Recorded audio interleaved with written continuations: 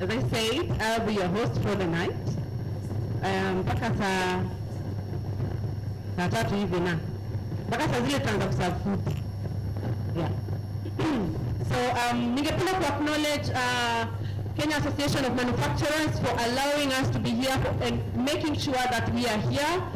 And of course, Women in Manufacturing, which is a program under CAM. We would like to acknowledge and appreciate Kenya Power for always supporting this project. We'd like to appreciate and acknowledge Stima Sacco for always supporting this program. We'd also like to appreciate Safaricom in their absence for supporting this program. So, asanteni sana, thank you so much to our sponsors and all the stakeholders. And the stakeholders are you guys, to tujipigie makofi tafadhali.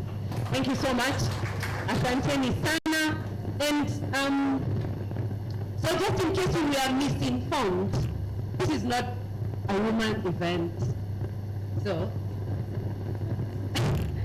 wait, nasema, oh, how do you feel being in the midst of all these queens? What was scared? Yeah. He's overwhelmed. He cannot explain. Tumpigie makofi. He's never been in the midst of so many women before. Ngoja nimeona wanaume wengine hasa niwasalimia. Did I say hi to the men in the house here nyinyi? Nimko job. Mjakuta event. Hi. Hello. What is your name? Charles. Charles. How do you feel being in the midst of all these women? It's a quite good thing to see so many women. Yeah. Where else have you seen so many women? Especially under such events, and you see so many women and very few of us. Where is some men? You say us. Us, okay. Kuna kitu ambacho, this started yesterday, we had a conference yesterday. And one of the biggest challenge ambayo ilisemekana ni kwamba women are afraid to venture into some of these things. You know, like I've just mentioned Kenya Power, right? And they give tenders and all that. And everyone was like, hizo ni tenda gani zenye Kenya Power na peana? Unajua, poles za stima, wires za stima. And so we are wondering as women, okay, wires za stima. You understand? So I like when you two umesema, you like this kind of, setting, yeah, being Kenya Association of Manufacturers, which means you appreciate the fact that women are actually venturing into this. Tumpigie makofi, Charles. Yes, thank you so much for being here. Nimekuona hata kama uko in darkness. So what is your name? My name is Mohammed. So Mohammed, what do you do and what are you doing here? Actually, I'm a teacher for profession, and I'm from vertical management, and look upon this event. Your friend is a man or a woman? Oh, amazing. Tumpigie Mohammed makofi jamani. Maongea huko, mimi naona Asha. You guys have been talking since we came in. Mmekuwa mkipiga kelele. Mshaona wale students? We know that kuna desk zenye huwa watu wanatolewa backbench. Ndio hiyo meza hapo. So why do you think this is important for women? Kwa maoni yako wewe mwenyewe. I think this is important because it empowers the women to touch the personality that can learn beyond them. Asante sana. Amesema this is important because it empowers the woman and ni muhimu sana katika kujenga jamii yetu. Isn't that what we spoke about yesterday? Right? Tumpigie Mohammed makofi tena. Thank you so much Mohammed for being here. Hi. Hi. Jina yako ni nani? We unafanya nini na unafanya nini hapa? Okay, my name is Mzee Mwenye Mzee, businessman, MC aspirant in Kazandani, award in Nyali. Kazandani. Yuko wapi Lois? Lois yuko wapi? Lois, njoo. Come. Lois anatoka Kazandani, ndio maana namuita. Unamjua Lois? Oh, okay, sawa. Lois njoo. Lois anatengeneza mafuta ya nazi. Lois anatengeneza mafuta ya nazi na mzee amesema hapa yeye ni mgombeaji wa kiti cha MCA pale Kazandani. Njoo mzee, njoo. Twendeni tu pale. Mimi nataka mkue streamed live. Msisumbue kamera. Anuna mafuta ya nazi. Hebu acheni kumuintimidate. We have few men hapa mnataka kuwafukuza. Relax. Atanunua, relax. Atanunua. Jamaa relax women, hey. Yeah, so huyu ni mwenyeji wa eneo lako la Kazandani. Anatengeza mafuta ya nazi. And she's a woman, she's a manufacturer. Yeah, because jana tuli agree. I think you were here yesterday. Yes, we agreed that hata wale kina mama ambao wanatengeza sabuni pale mtaani, those are manufacturers. Yeah, si EPZ peke yake na hizo makampuni kubwa kubwa kweli. So, mzee, ningependa kujua, sorry, this is not a political rally, but mimi nitauliza. Wewe utafanyia kina mama kama hawa nini? Wakati ambao, you know the way politicians do wako na promises. Don't promise women things you cannot, you know this is Kenya Association of Manufacturers, we are live. So what do you think your agenda would be, especially pushing the woman agenda, especially when it comes to manufacturing? Small businesses, for us that is key, and that is why we are here. What do you think? First of all, like you guys to know that yesterday, I'm the one who brought like 6 women to this event. I heard of this event from my friend called Bahati. She's a long-time friend of mine, more than 5 years. Since I'm an MC aspirant in Kazandani, I've been hitting the ground. I've been with more than 100 chamas in Kazandani. Yeah, women chamas. I'm talking about women chamas. This is a women event, so I'm not here to talk about men. You'll be shocked with these women, the chamas that we have in Kazandani. One chama can hold about 30 members to the list. There are chamas who have like 150 members in one chama. So once I heard about this event, I took an opportunity to bring like 6 of them from different chamas to come and learn. And what they got here yesterday, what they told me yesterday at night, it was amazing because they learned about how they can get loans from facilities from these different circles, STEAMA circles, KPLC and all that. They told me what they knew about KPLC was only about lighting, but they didn't know that they can win tenders through KPLC, they can get money through STEAMA circle and all that. So that kind of knowledge is what we're going to take from here and take it down there in Kazandani and introduce all those other chairmans to STEAMA circles and all these microfinances institutions.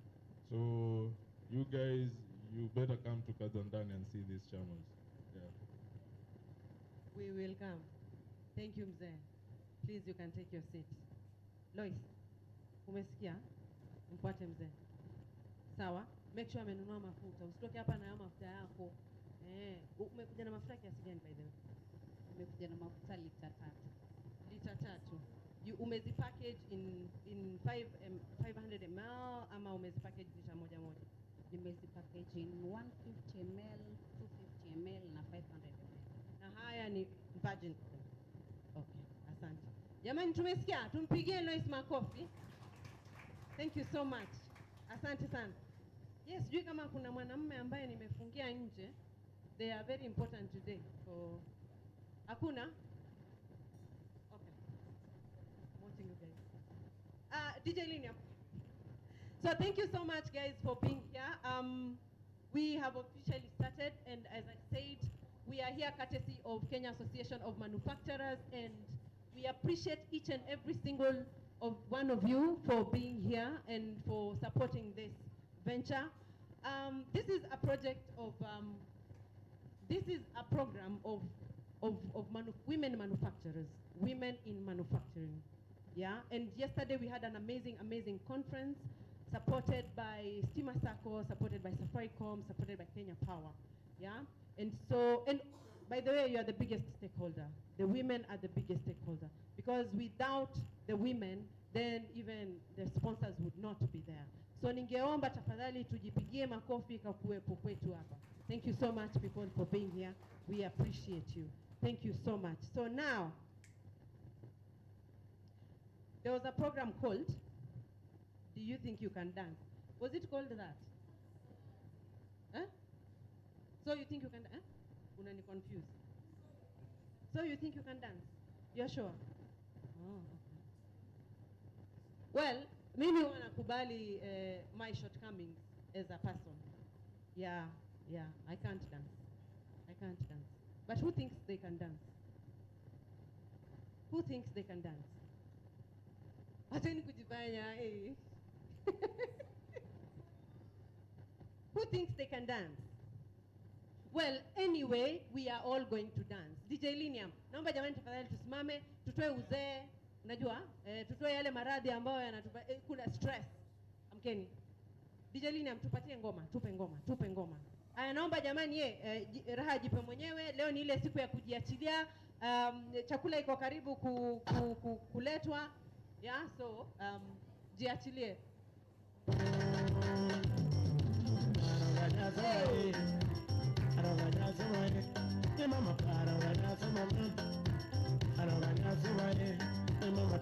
Watu wameketi pale, amkeni.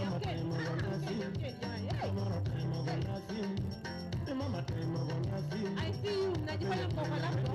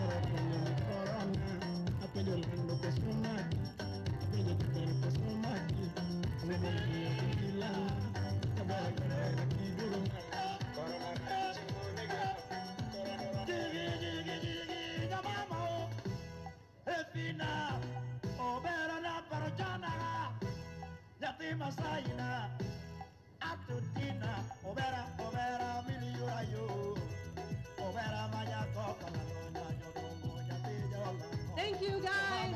Naomba jamani tukasikie. Msinichokeshe.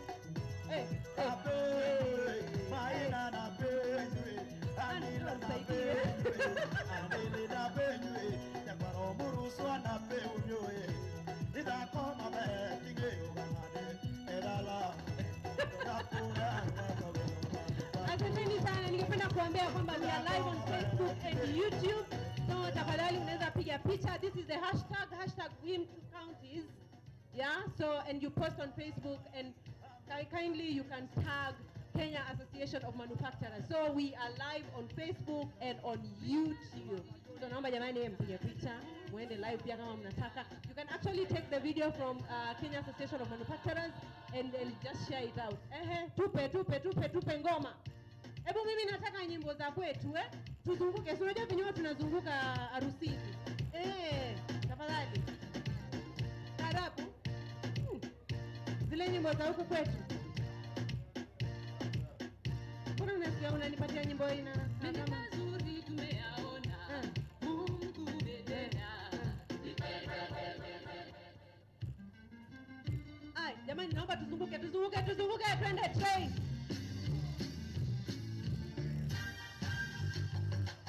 Aya. Nifuateni jamani twende. Wewe unatuongoza.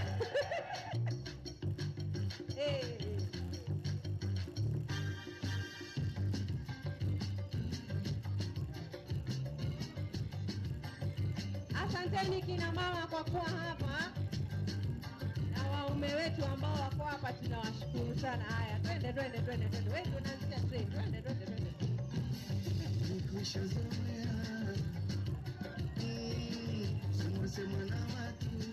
Haya, tunaenda sokoni hivi. Jamani wenye soko mkae tayari. kusema ya watu. Basi leo nawaambia, maneno yenu sijali. Ya kwangu yaninyokea. Wanasema mchana usiku watalala. wacha waseme. Wacha waseme. Haya, mnaenda wapi na sisi tuko huku? Tuko sokoni. Huko. Yena wangu ni nani? Hello. Wangu ni nani? Masikio nimeziba. Leo sijalia mitaani. Utazunguka leo kijana. Nimemdhibiti, kasikiwa na haoni. Jaribuni kwengine, hapa hamuoni ndani. Wacha waseme.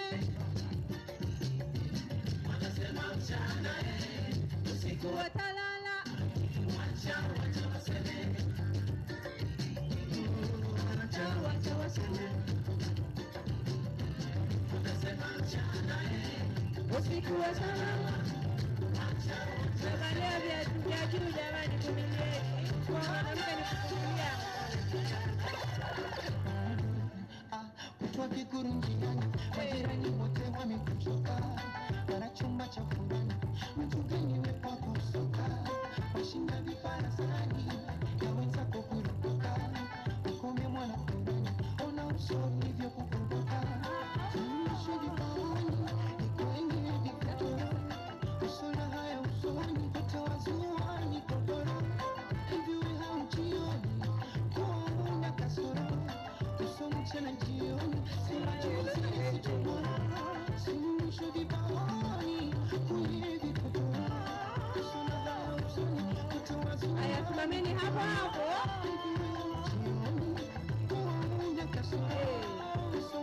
Nyimbo za kwetu. Nasema nawe, nasema nawe, nasema nawe, usahaya nasema nawe. Haya, twende chini. Haya, twende.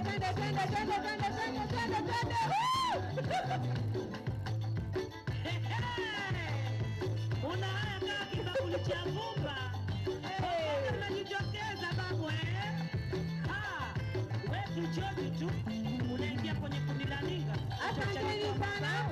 Thank you so much for being here. Thank you for coming. Naomba tupigie makofi. Tupigie makofi. Thank you so much. Thank you so much. Asanteni sana. Thank you.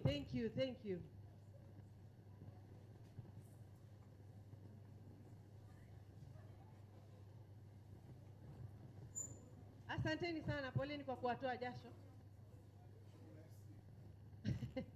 Hiyo AC inafanya kweli? At this point haifanyi, and it is okay. As I said, this started off yesterday with a very, very, very good conference where we had quite a lot to discuss, especially about manufacturing as women, because we've had a lot of challenges as women in the manufacturing industry. Why? Because there are a lot of challenges as women in coast region face, as opposed to other regions. Yeah, kila region iko na shida zake, Mombasa iko na shida zake, and there are some of the issues that were actually addressed yesterday. Kina mama waliongea na wakasema shida ambazo wanapata, and why we have Stima Sacco here, why we have a lot of banking institutions here, why we have KPLC here and Safaricom here, is because, especially the banking institution, is because one of the biggest challenges women face in manufacturing is access to finances. So you find maybe umepewa tender, you don't have enough finances to actually supply the tender. And ukienda bank unazungushwa left, right and center, na bado pengine hata mwisho hutapewa ile hela. Yeah? And that is one of the issues that we actually were very keen on yesterday, and I think it was discussed quite well, and I think the banking institutions here, led by Stima Sacco, they responded to that extremely well. So, maybe ulienda nyumbani ukakaa ukafikiria, ukasema kuna kitu ambacho nilikuwa nataka kusema jana lakini sikusema, ama kuna kitu nilikuwa niulize jana lakini sikuuliza. Kwa wale ambao walikuwa hapa jana na hata wale ambao wamekuja hapa leo, so basically that's what we were talking about. So if there is a question or there is a concern that you want to actually voice out, this is the time, because we actually have the banking institutions here to still. So do we have such kind of comments or questions?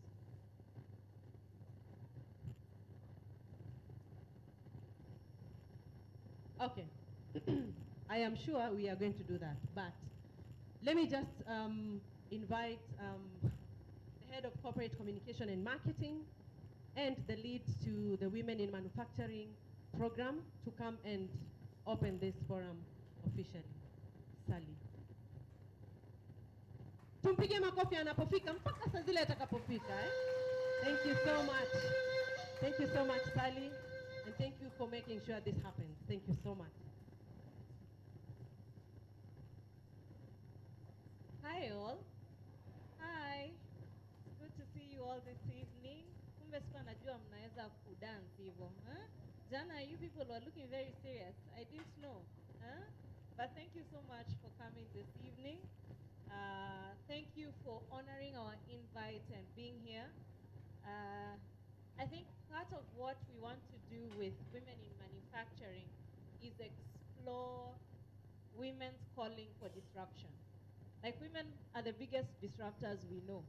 You know, you're the people who make moves. You're the people who shake things. You're the people who start up things when things don't work for you. You know how somebody says, when you're not called to the table, you go and get your own table. And you create your own space. And I think that's something that women are doing. So we are hoping to do this through the Women in Manufacturing program. Asante sana kwa wale wameleta vitu vyao. You know, the things that you're selling, the things that you make, take pride in it. I've actually bought some bags. I've bought some, I can hear some noise at that corner, so maybe we might want to whisper. So I've bought some bags, I've bought some cushion cases. So kama uko na time, pitia pale, kuna jewelry, kuna, you know, there's some more bags. I'm seeing woven bags. So please just go by, see. Let's promote each other, yeah? Let's stop giving. Sarah and I were talking about it, that everybody uses these excuses that women tear each other down to just keep women down. Let's stop giving people excuses, and let's actually look at each other's business and give good feedback. Let's give good support. And I will be taking you through some of the things that we've done as Women in Manufacturing program for the past 1 year, and where we want to go with the support of our members from the Coast region, represented by Ms. Pauline here. So thank you for coming. With support from big sponsors like Kenya Power, represented by the regional manager, Mr. Hicks. Asante sana by Steve Masako, and who was with us yesterday. You look very nice. So karibuni sana as we begin this. This night has only begun. That was only the first dance, I'm hoping. We just want people to enjoy themselves today. Network as much as possible. Don't leave here without Anne's number, because Anne said she's giving us money. Even me, I'm living here with her number. So please, people, just take Anne's number. We need money. We need supporters of women's businesses, people who understand that women have unique needs. Asante sana, and MC, back to you.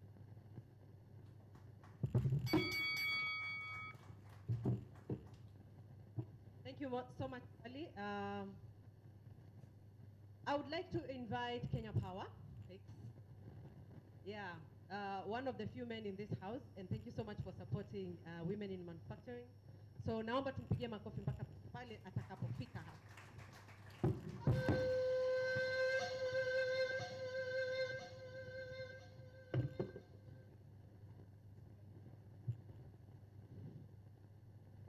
Good evening. Assalamu alaikum. Yes. I think I was asked, how do I feel being among women? So many women. And I think I felt lost. In fact, I came here and looked around. I said, am I lost? I need to do something. I was told this is the place that I need to be. But you women are amazing. You look beautifully confusing. So I think God did a very good job. Cindy, look at your neighbor and say, God did a very good job on you. No wonder he says that you are beautifully and wonderfully made. So you are complete. And so it's a blessing to have women around you. And I think it's a privilege to sit amongst you and enjoy the beauty of God. Cindy, so I'm here on behalf of Kenya Power. My name's Hicks Waswa. I work for Kenya Power as looking at the coast region, the 6 counties, and I have a very long speech here which I don't think you want to listen to, but I will want to just highlight a few things that we from Kenya Power look at, and so allow me just to go through it, and I know you are excited to meet with us. I know you must have many questions about Kenya Power, and we are so much trending. Silvio, so we are here to listen to you also, but allow me to appreciate you, ladies and gentlemen. I'm delighted to welcome you to this auspicious occasion, an event that will give us an opportunity to have a robust engagement and entrench our relationship. In a special way, I wish to thank the Kenya Association of Manufacturers for organizing this important event and bringing us on board as key players in the manufacturing sector. You all appreciate that electricity is an enabler for business. And I know each one of you must, in one way or another, have been either enabled or disabled by Kenya Power. So we appreciate our role, and we have enjoyed a close and long-standing relationship with CAM that we have built over a long time. We have shared value, and we have mutual commitment to create a conducive business environment. So this partnership has enabled us as a company to better understand its industrial needs, its industrial customers' needs, and create tailor-made solutions that are able to meet your needs, such as smart metering, where we are actually able to bill you or have meters that can communicate to us remotely. They're able to do self-reading, or actually they are like your smartphones to enhance billing efficiency and specialized communication channels like WhatsApp groups. We are on Telegram, we are on Facebook. Nowadays you can report any issue through a USSD code, *977#. Any of you is in a Telegram group with Kenya Power? Any of us? And here, WhatsApp group. Naona hapa Pauline. Kwani nyinyi hamna WhatsApp? Hamna namba zetu? Any of you who has ever sent us a Facebook message? Yes. Did we respond? Twitter? Tuache kupiga simu. Unajua simu unapiga unasema inangoja muda mrefu, sivyo? Let's now embrace that technology that we are having, so that which is instant and is better. So ladies and gentlemen, the few that are here, industries and SMEs contribute for over 60% of our revenue. So much of our revenue is actually coming from the small commercial sector and the industries. And so we have a specialized group of employees who just look at that sector, and we really value that group of customers. So we are doing everything possible to ensure that your power is stable towards supporting the Big Four agenda and the Vision 2030. In short, Kenya Power supports manufacturing, we spur economic growth, and in return, grow our business. There are several initiatives which we have implemented in the region so that we are able to serve you. And as I've told you, much of what we do today is listening to you. And we have come up with many ways where you can actually reach us.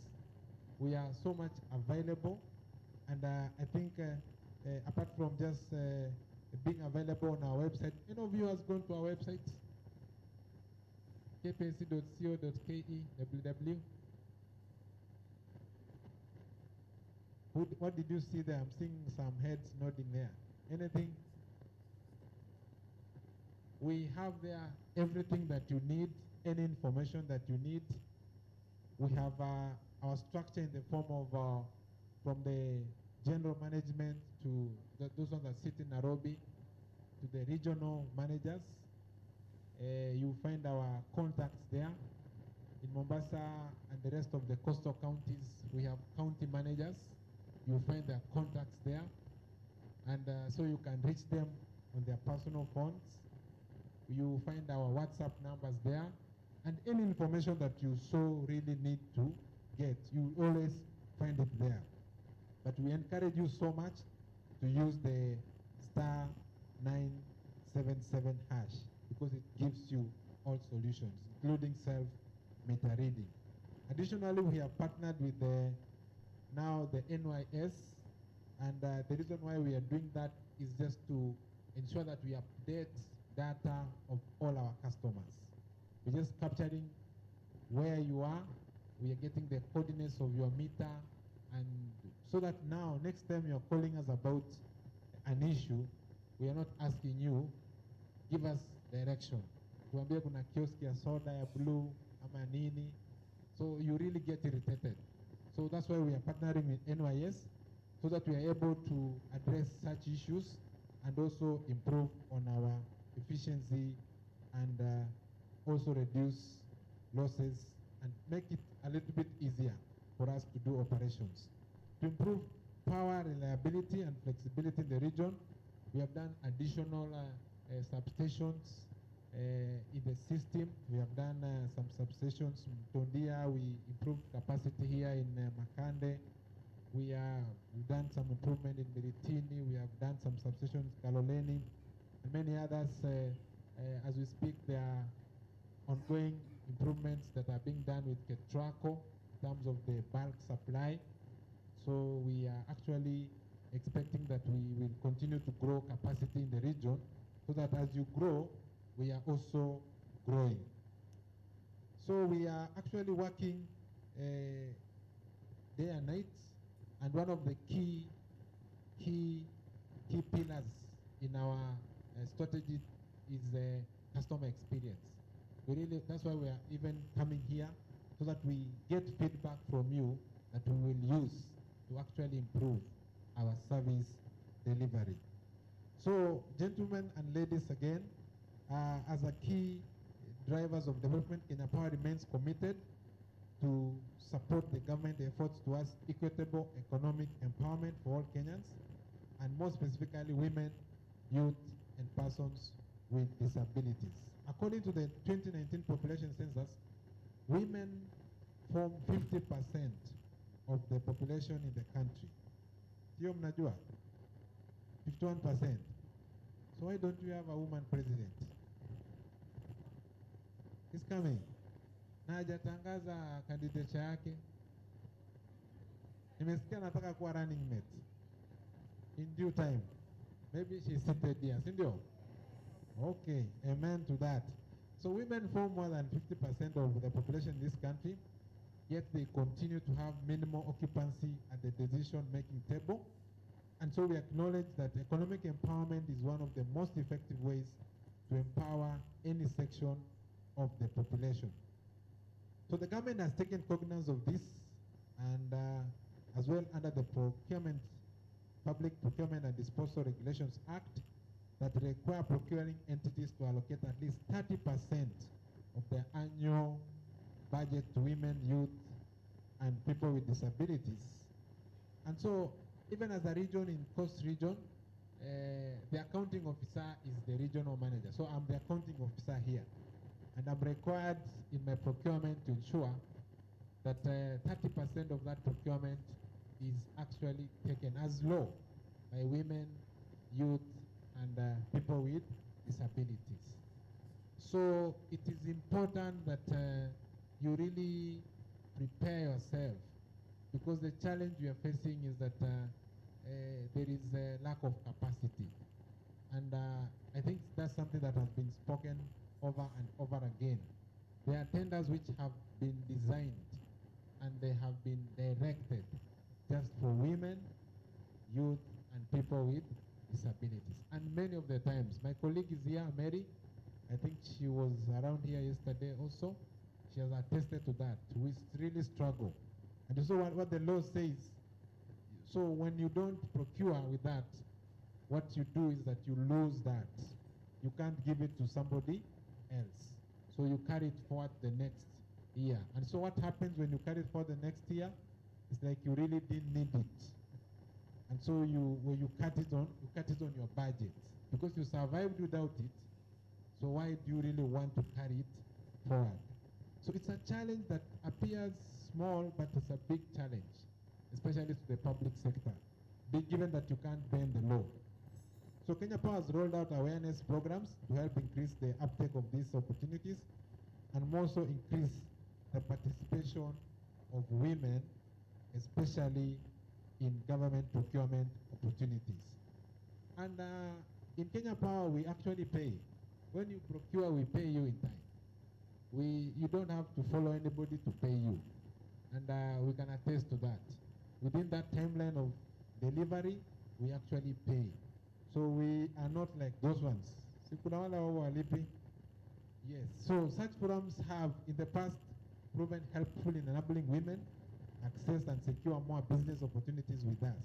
They act as a one-stop shop where women are taken through the requirements of the procurement process, including registration on our supplier portal. I think Mary must have told you, you just need to come, sit down with her on her desk, and she will allocate somebody, or she will be able to take you through that process of registration, because there are some requirements which you really need to fulfill before you actually qualify.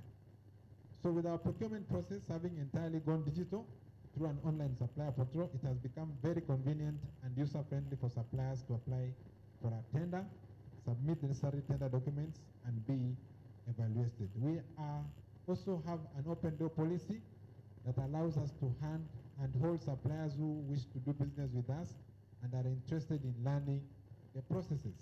There are many opportunities available, and we want to get more women on board to access those ones. So Kenya Power will continue to work with other like-minded partners, policymakers, and relevant institutions to create awareness of access to government procurement opportunities and collectively provide sustainable solutions to to support women grow in manufacturing.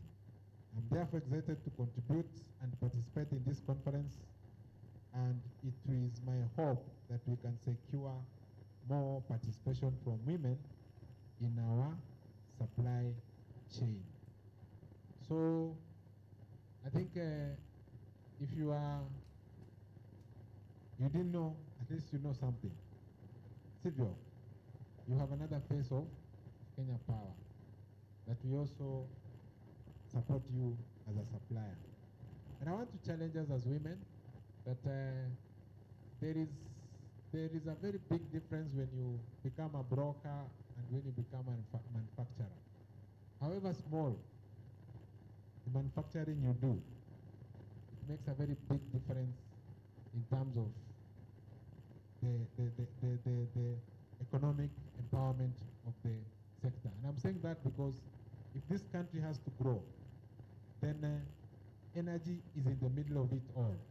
And energy is only very useful when you go to manufacturing. I'm told in India, the difference between Kenya and India is that every small shop is actually a manufacturing hub, whether it is juice, whether it is oil, whether it is that, very small units, and they become a very big economy. And I think that is where we need to start as Kenyans. So at this juncture, I think I will also wish to introduce Mary. Mary is my colleague. She's in charge of supply chain. And I think now her being a woman, it will be easier. Sindio? Yeah, you can always get in touch with her. She will guide you through that process. And I think it will be a privilege to us. I'm also a chairman of Stima Sacco Society. We also want to enable you financially. And it's a society that gives you, it is anxious to give you money. Just before you apply, they already have given you money. Kuna kama hao kweli? So we also want to support you in that sector because it's a very stable circle. 10 years ago, we used to wait for 1 month, 2 months. Nowadays, I know Ania, she works with money, and if you need it, you have it. Thank you so much, and God bless you.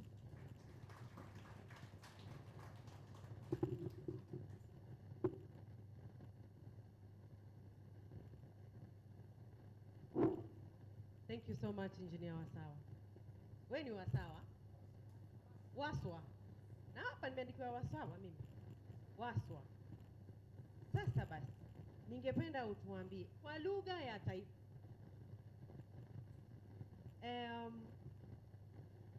Kwanza tumpigie makofi. Naomba jamani tupige makofi. Thank you so much. And thank you for the support you've actually given the women in manufacturing. We appreciate that.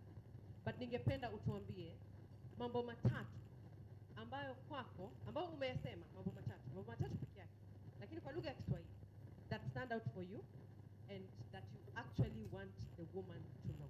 Mambo matatu kwa lugha ya taifa.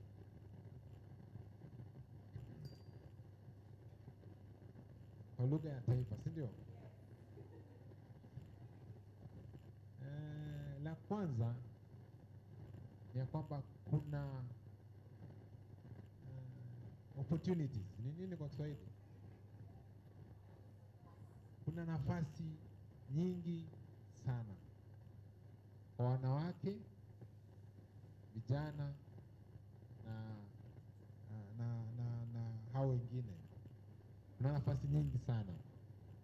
Kwa hivyo ukae ukijua ya kwamba kuna nafasi. Na kutumia hizo nafasi ni wewe ujipanue, ujiwezeshe. Semi unaona, unajua nasikia mwingine amestuka. Ujipanue kimawazo ili ujiwezeshe kutumia hizo nafasi. Hilo ni jambo la kwanza. Na la pili ni ya kwamba yale mambo ambayo unafanya kama leo kwa hapa, najua wengi wetu tunafanya mambo ya kuuza na kununua. Lakini kutokana na experience ambayo nimekuwa nayo, utaona watu wengi, especially watu wa Indian community, wanaanza kitu kadogo hivi. Kadogo, sivyo? Lakini mwisho wa mwezi, mimi naona wananilipa bili ya kama 1,000,000. Very small place.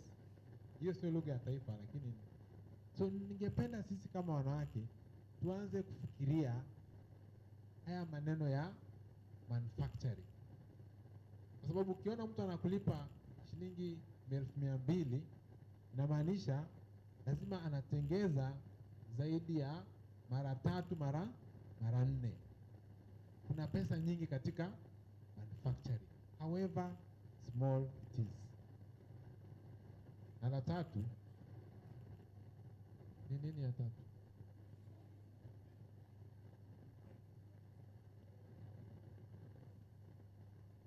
Ya tatu nataka niwaambie ya kwamba bila pesa Unajua ideas ni bure, si ndio? Lakini unapata mtu hana. So usipokuwa na ideas ambazo ni bure. Unajua ideas unaweza ukaota chochote. Unaweza ukaota umeenda kwa moon, alafu anze kufikiria vile unaenda. Sasa ukuwe na idea kwanza. Lakini bila pesa huwezi ukafund hizo ideas. So leteni hizo ideas, na ningependa ku-encourage mkuje Stima Sacco. Sababu kila mwezi tunapokaa na huyu manager tunamuuliza umepeana pesa kiwango gani? Na kwa nini huu mwezi umepeana chini na mwezi uliopita? Sababu tuko na sababu pesa ndio zina enable pia sisi kupanuka. So asanteni sana. Thank you so much. Umejaribu? Umejaribu sana. Tumpige makofi mpaka akae. Asante sana. Thank you so much, Engineer Waswa. Thank you so much.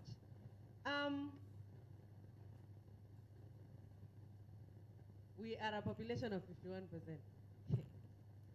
Hey. Women, what more power would you want except the power of numbers? Right? Jana, Ann aliposimama hapa, the first thing she said, among the first things she said, jambo la kwanza alisema ni kwamba mimi nimekuja hapa kuwapatia pesa.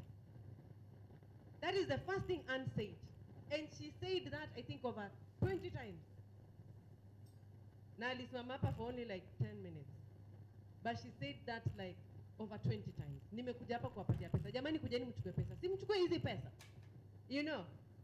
And then she said something else. Na nimeona amesmile wakati engineer amesema pesa. Pesa ni kila kitu. Ann alikuja hapa na statement akasema cash is king. Lakini sisi tuka agree tukasema nini? Cash is queen, right? Cash is queen.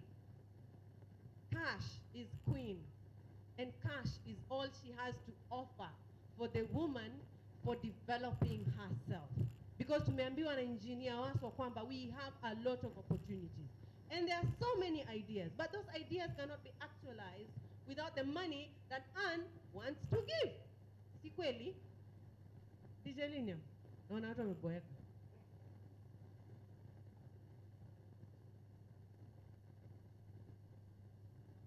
Na kwa sababu tumeongea sana juu ya Ann, naomba Linium mumkaribishe Ann na nyimbo. Manake hawa ndio wale wa kupeana pesa. Kuna nyimbo ya pesa hapo.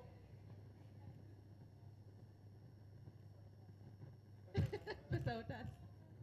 Chop my money, amesema chop my money. Chop my money. Ni pesa yake anapeana. Kujeni mchukue pesa jamani kina mama. Usisimame mpaka nyimbo hii. It's the remix, yeah. The remix, yeah. So fly. Akon, P-Square, Mr. Maggie, and Big Music. First of all, you're the type of woman that stays on my mind. Walk down the street, every guy wanna jump on your behind. It's your seduction to make sure that we stay in line. Sexual corruption, cause I'll kill anyone for your time.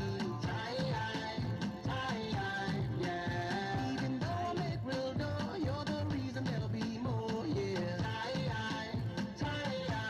Yeah. Even though I got much more, I don't mind if you chuck my money. Chuck my money. Chuck my money. Cause I don't care. Chuck my money. Chuck my money. Chuck my money.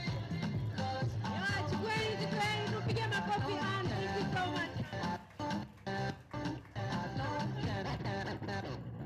Hi, asante sana Stephanie. DJ Linium, thank you. I've chopped the money. CAM Head of Corporate Communications and Marketing, Women in Manufacturing Lead, Miss Sally Kahiu, Engineer Hicks Waswa, Regional Manager, Host and Chairman Stima Sacco Mombasa, all the sponsors, Safaricom, and all the Kenya Association of Manufacturers Regional Office. Now, the beautiful ladies and gentlemen in this room, good evening. Good evening. Ann Babu, and I manage Stima Sacco Coast Region. Mengi yamesemwa kunihusu na kuhusu Stima Sacco. Jana tulikuwa na wakati mzuri sana na wanawake na pia the he or she wale ambao walikuwa hapa jana.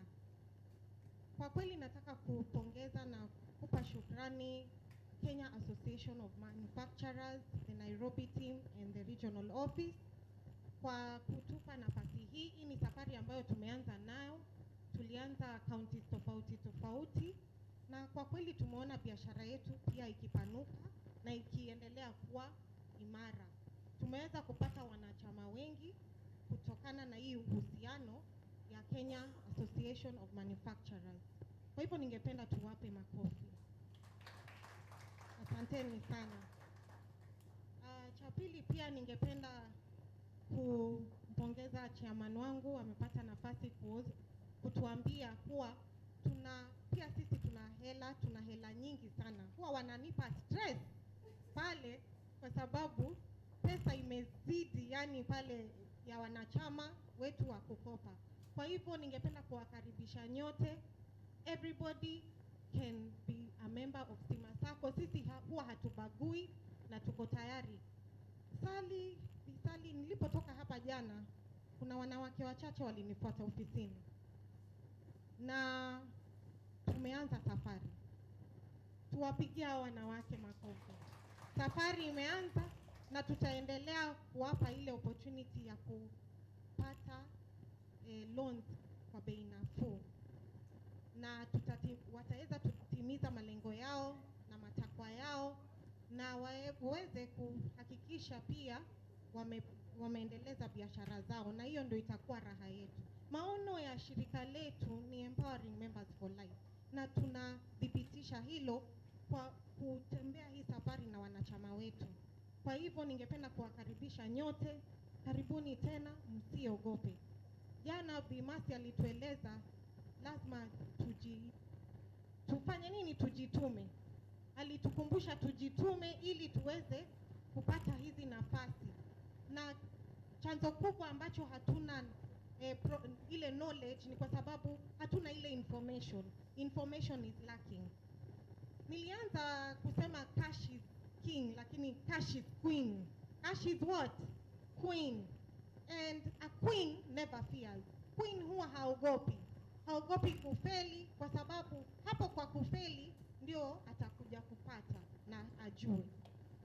Tuliweza kuelezewa kuwa wanaume huwa wanajiamini zaidi, na ndiposa sisi wanawake tunapaswa kujiamini zaidi ili tuweze kufanya miradi fulani. Na shirika letu la Stima Sacco liko hapo kuungana nawe, kukushika mkono na kutembea hii safari.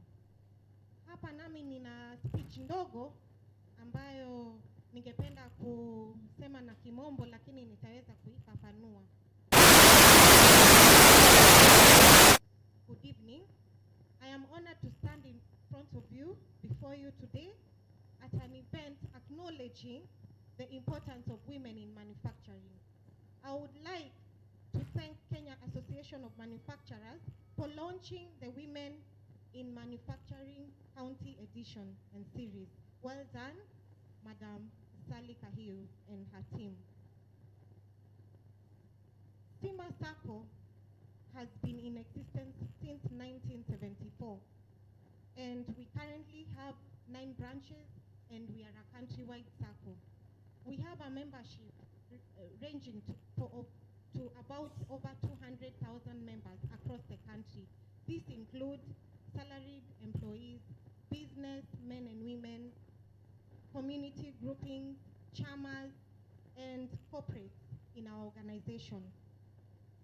Our mission as Stima Sacco is empowering members for life, and our vision is redefining financial wellness. Stima Sacco Mombasa branch won the Business Awards, the prestigious and coveted Mombasa Business Awards, feted last Friday by the Kenya National Chamber of Commerce, being the best Sacco in the region. Makofi kwa Stima Sacco. this was a validation for us that we were offering financial solutions that are empowering the members in this region. This past Women's Day, 8th of March, 2021, the United Nations set a theme of the female workforce in supporting roles, but also enhancing our participation in a much effective way that directly connects the productivity and profitability of our organizations. Therefore, it is undeniable that the time for creating leeway for the effective participation of companies is now. Female talent remains one of the most underutilized resources in manufacturing, despite the women being actively contributing more and more to the technical profession. It is indeed true that access to finance is a great hindrance for the women in manufacturing. And ladies and gentlemen, here tonight, Stima Sacco is ready to walk the journey with you, to walk the last mile with you, as we provide empowering financial solutions cut and suited to each one of you. SACCOs make up approximately 5.5% of Kenya's GDP, and Stima Sacco is the second largest SACCO in Kenya and in Africa, with an asset base of 44 billion Kenya shillings. Cooperatives in Kenya are responsible for 40% of GDP and 31% of the national savings, providing financial services to over 6 million households across the country. These milestones reflect the innovations being experienced in the industry, and we would like to walk the journey with all the beautiful women that are in manufacturing in Mombasa County and Kenya at large.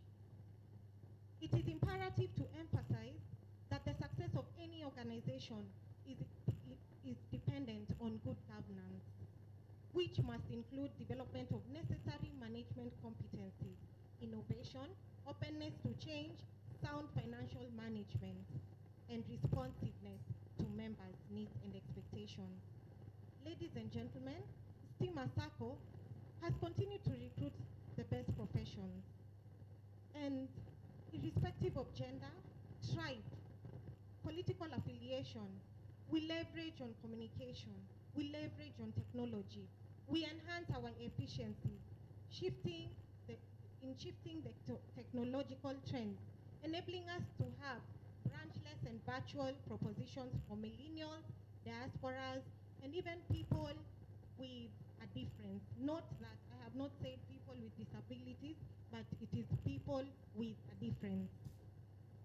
We also would like to conclude by noting that the most important workplace is creating enabling environments for women, having enabling policies to help the women in manufacturing in Kenya rise above board. I therefore challenge each one of you, women in manufacturing, that you will create enabling environments. You will lift a fellow woman's hand.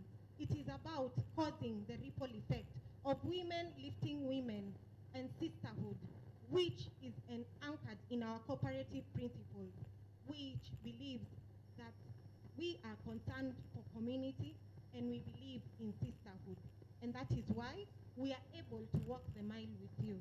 Therefore, ladies and gentlemen, karibuni sana, Stima Sacco is ready to empower you for life, financially, and looking towards a prosperous future together. Thank you very much and good night.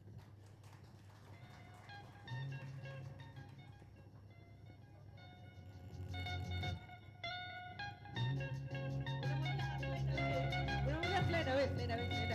Don't slide away, not yet. Ngoja, DJ, relax. Thank you so much, Anne. So, kwa sababu hiyo speech umeongea kizungu mingi, nataka usummarize tu na mambo matatu. 30 seconds. Anne, unajua umebarikiwa. You sell. Ndio maana unapeana pesa mingi sana. Lakini sasa 30 seconds. That is everything you say in Swahili. 3 things that you think the women can take home. Haya, Stephanie. 3 things, vitu vitatu. Cha kwanza, women in manufacturing.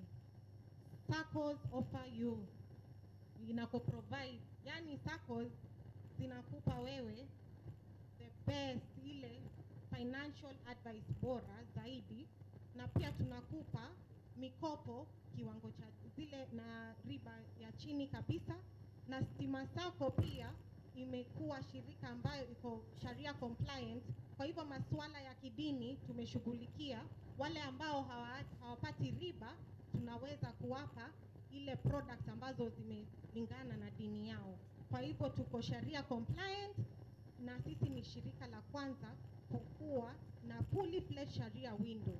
Kwa hivyo mje, mmekaribishwa, uwe katika dini fulani yoyote, pale Stima Sacco umekaribishwa na tutakupa huduma bila ubaguzi. Cha pili ni kwa kuwa kwa kweli pesa ni muhimu sana katika biashara zetu. Pale hatuwapi pesa peke yake, bali tunashirikiana na Kenya Association of Manufacturers na stakeholders wengine mbalimbali kadhaa ambao wanawapatia ile ushauri, kwa sababu ni vizuri sana uwe na ile ushauri vile utatumia hiyo pesa. Na cha tatu, wanabiashara mjilipe kwanza, tujitume na pia tujilipe kwanza. Tusichanganye pesa ya biashara na pesa ya matumizi ya kila siku.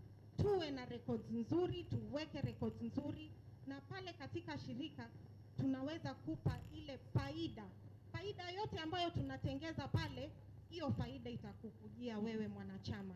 Ukiona banks zingine zitatoa faida kubwa, lakini wewe hautapata chochote. Pale shirika tutakupa faida, na mwaka jana msimu wa corona tuliweza kulipa wanachama wetu 14% katika dividend, na katika mapato yao, yani ya akiba yao deposits, tuliweza kuwapa 10.75. Now hiyo inakuhakikisha, inakudhibitisha kuwa shirika letu ni imara na litaweza kukujenga wewe mwanachama. Tunakuangalia katika ile hali yako na tunatembea hii safari na wewe, na tunataka biashara zenyu ziinuke, kwa sababu ukiinua mwanamke pia nchi na kijumla pia inainuka. Kwa hivyo karibuni sana, tunawapenda nyinyi wanachama, jiungeni na shirika letu na hamtakosa lenyu. Asanteni. Thank you so much, Anne. Can she slide away now? William. Slide. Hey, back to your seat, eh? Back to your seat. Thank you so much. Tumpige makofi anapoenda. Thank you. Thank you, DJ. Asante sana. Thank you so much. Thank you, Anne. And thank you for the kibwagizo that we've been using yesterday. Mmesikia, cash is queen. Cash is queen, eh? Cash is queen. Thank you so much, Stima Sacco, and thank you for supporting this program. We appreciate you. Please pass our regards.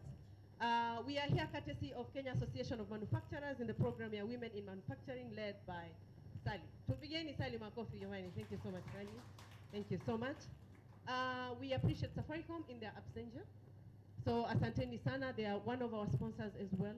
We appreciate KPLC. Thank you so much. We know that KPLC is just more than a blackout. And we decided that yesterday. We learned quite a lot, courtesy of Mary. So thank you so much, Kenya Power. Naomba tuwapigie makofi pia.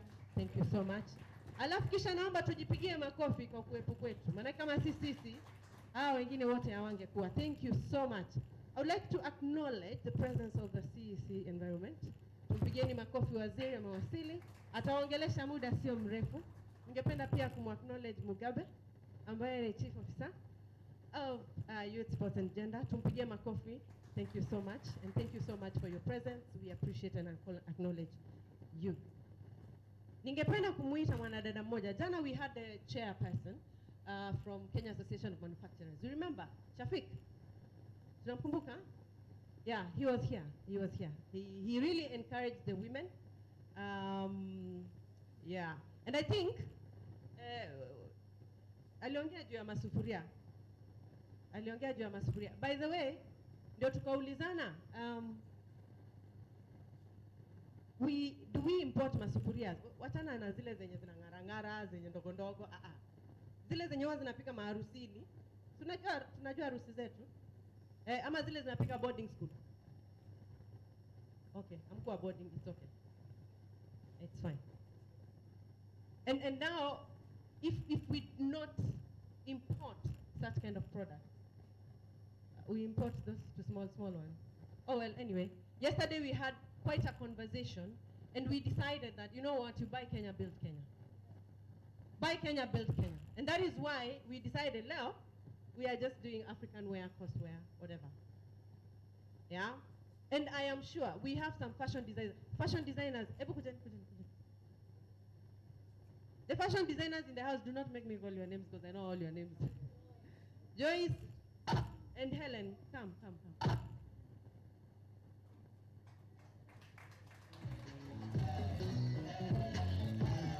Can they walk the runway as they come? Oh yeah, let them walk.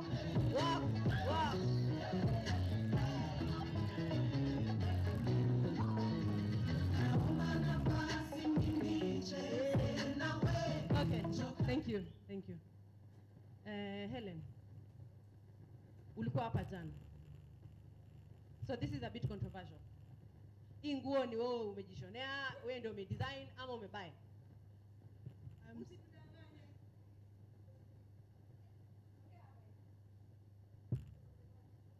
I'm wearing another designer's collection. She's called Stella Customized Fashion from Malindi. Tumpigie makofi. Thank you. Unaweza rudi hivyo tu, ndio nilikuwa nataka kujua. Joyce. Kuja. Joyce alicomplain jana akisema ya kwamba we have a problem with machines. She wants to do stuff, but she's not able to get the machines that she wants to use, and it becomes very expensive for her, especially when she has to get it from someone else, or maybe go to Nairobi or whatever. And that was addressed yesterday by Mr. Shafiq. Okay? Hii nguo umevaa ni yako, umedesign ama umenunua kutoka China? Good evening. Hii nguo ni yangu. I did it today. Yeah, thank you. Tumpigie makofi. Thank you. Today. Sasa tunajua where to go when we are in a crisis. Those are the fashion designers. So we decided we are just doing our own stuff, buy Kenya, build Kenya. Unajua, otherwise usipojenga Mkenya unajenga watu wa nje, itakuwa balaa. So ningependa kuminvite one of our committee members from Kenya Association of Manufacturers, ambaye ni Pauline Karanja. Naomba tumkaribishe kwa makofi, tumpigie makofi mpaka afike. Thank you so much. Oh, you look beautiful. Blue looks very nice on you. Karibu sana.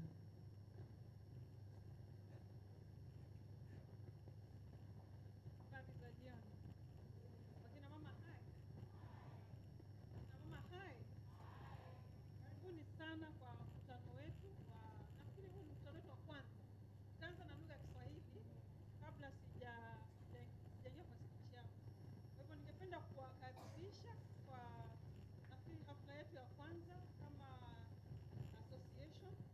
Tumeona mama wengi sana. Jana singeweza kupata nafasi ya kuweza kuwa pamoja na nyinyi, manake nilikuwa nimeshikwa kidogo na wageni ambao walikuwa wamenitembelea kutoka head office ya Kenya Industrial pia hii. Ili wao pia huwa wanasaidia sana wafanyabiashara ambao wanachipuka na wale ambao kidogo wameshasonga kwa biashara kwa mikopo. Kwa hivyo walikuwa wamenitembelea, the board yenyewe kutoka Nairobi ilikuwa imetembelea kampuni yangu. So nikisimama hapa na represent Mwananchi Bakers and Confectioners Limited. I'm the founder and the managing director. Sijui ni wangapi wanajua Mwananchi Bakery? Mwananchi Bakery, we are located at Leisure. The company was incorporated in 2012. Kwa hivyo ni biashara ambayo imepitia njia zote za kama zile biashara ambazo mnazoanza sasa hivi. Kwa hivyo kwa sasa tuko mwaka wetu wa 10 kama kampuni, na tuko katika ile hali ya kumove from a medium to a large industry.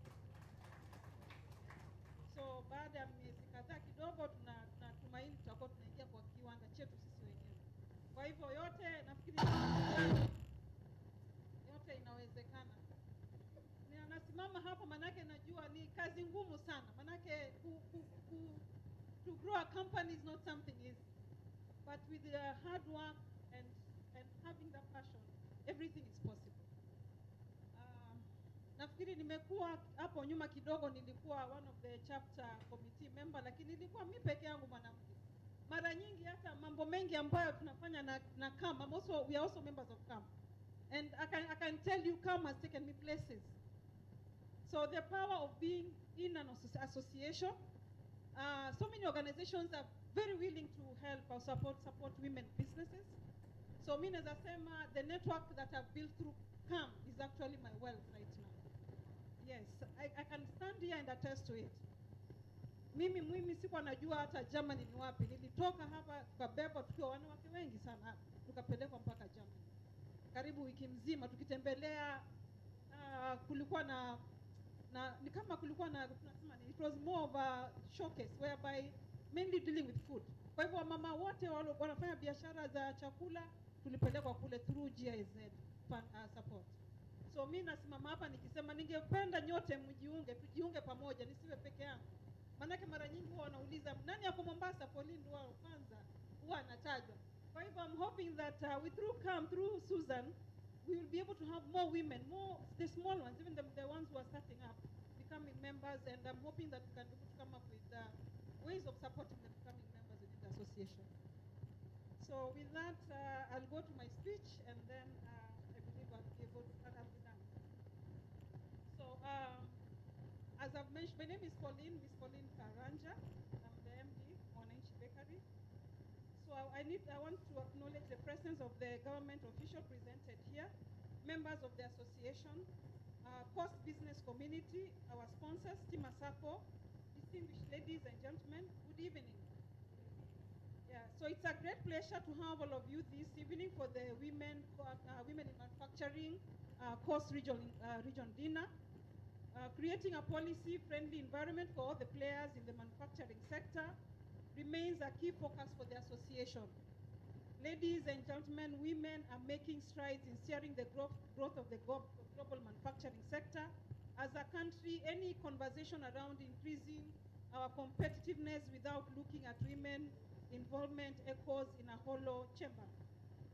As an association, we recognize the importance of women in driving industrial transformation for job creation and inclusive economic growth. This is why we continue to advocate for an inclusive manufacturing sector through the establishment of policy incentives that encourage women to be key players in value and supply chain. So in conclusion, ladies and gentlemen, the future holds a lot of promise for the manufacturing sector in the country and its citizens. As such, we must center critical aspects of human development in our work and business ethos. Our concerted efforts are essential for a better tomorrow. So on behalf of the association, I wish to reiterate our commitment towards working with current and new stakeholders to positively impact our society. We look forward to working with you in this endeavor and promoting our competitive manufacturing sector. Thank you so much. Asanteni. Thank you. Asante sana. Naomba tumpigie Pauline makofi. Tumpigieni makofi mazuri jamani, eh? Asante sana. Thank you so much, Pauline. We appreciate you and thank you for being part of Women in Manufacturing. DJ, naomba ngoma. The models in the house, wako wapi? Who is Rose? Oh, okay. Okay, DJ, naomba niweke ngoma.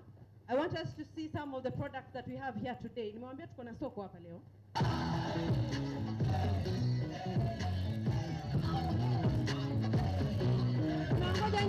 Tunaongoja nini? I need you guys to watch here.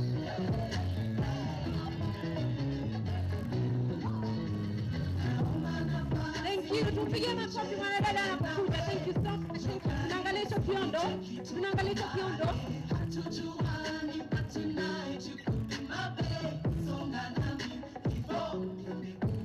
Thank you. Kiondo hicho. Apparently yesterday we were talking about patents. But hilo jina kiondo is no longer Kenya. Hey. Haya.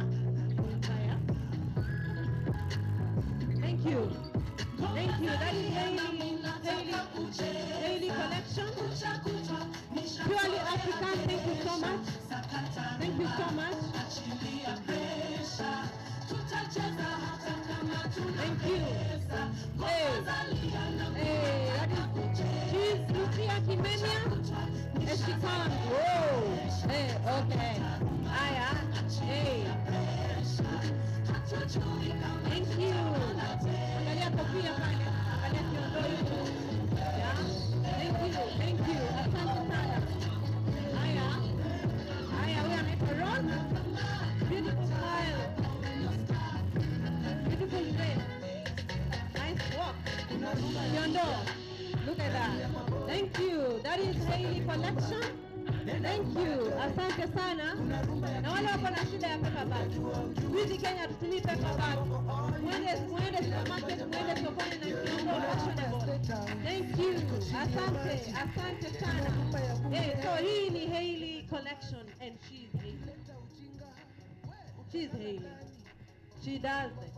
Sijui kama tumeona, I think we have this as well. She makes that.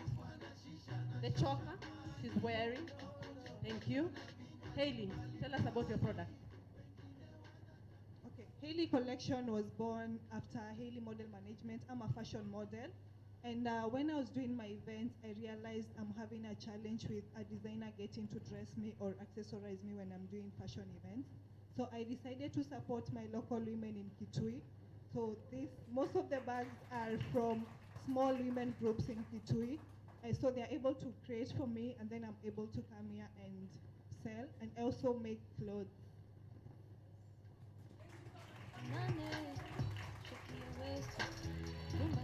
Asanteni, thank you. Thank you. Tuwapigeni makofi jamani dada hawa. All right. Twendeni sokoni, hivi sasa tunaenda sokoni. Kina mama wako wapi hao wenye wako soko? Mbona soko liko empty? Mbona soko liko empty? Mwenye kuuza mafuta yuko wapi? Hebu njoo. Wajua msio wako mtarajio yuko hapa, lazima ajue ya mafuta.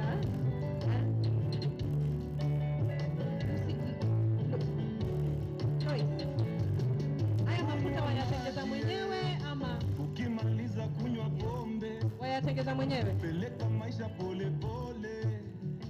Dajipe mwenyewe zitoke. Wayatengeza mwenyewe ama tengeneza mwenyewe? Ukimaliza kunywa pombe kubwa ambayo uko nayo kutengeneza mafuta. This is virgin oil, coconut virgin oil. Challenge ambayo niko nayo kubwa ni kule kugrate. Napata nikiwa na oda kubwa, kukuna nazi inakuwa ni kazi inanichokesha. Alafu pia watu wengi hawayajui. Sasa ukienda kumuuzia mtu, ukijaribu kumuelezea, anakwambia mimi hayo siyajui, wengine wanakwambia hayajasikia. So maybe information haijawafikia. Ngoja nikuulize, tuko Mombasa, kila mtu anajua nazi na kila mtu anajua kwamba nazi kuna mafuta ya nazi. Ama mimi ndio peke yangu najua? Sitojua watu wengi. Lakini haya si kama chepe. Haya kuna mafuta, watu wengi wanajua mafuta ya nazi lakini wanajua chepe. Chepe mnyiririko ya. Chepe si kama haya. Hayana any preservatives, hajaongeza chochote. Lakini chepe kuna kitu kimeongezwa. Hata ukinusa haya na ukinusa chepe kuna utofauti. Haya inaweza kaa kwa muda gani? Maana hayana preservatives, hayana chochote. Ukaa kwa muda wa miezi 3 na zaidi. Na haya ndio yale mafuta ya kupikia. Unaweza pika nayo pia. Unapika, unapaka kwa nywele, kwa ngozi. Asante. Thank you so much. Tumpigieni makofi Lois. Kama vile jana niliwaambia kitu moja. Niliwaambia mimi haya ndio mafuta ambayo napaka head to toe. Hapa kuna kuku pia. Hapa kuna kuku hapa. Hapa kuna kuku. Hawa ni kuku wa grade.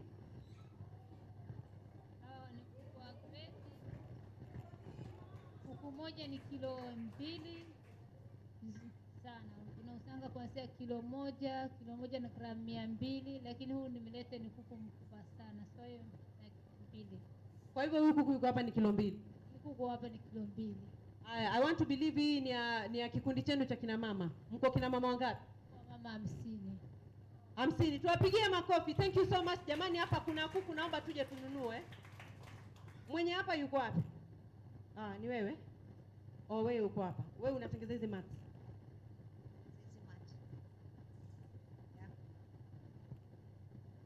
Oh, hichi ni kile kikundi cha wale kina mama 50, lakini sasa wako na different projects.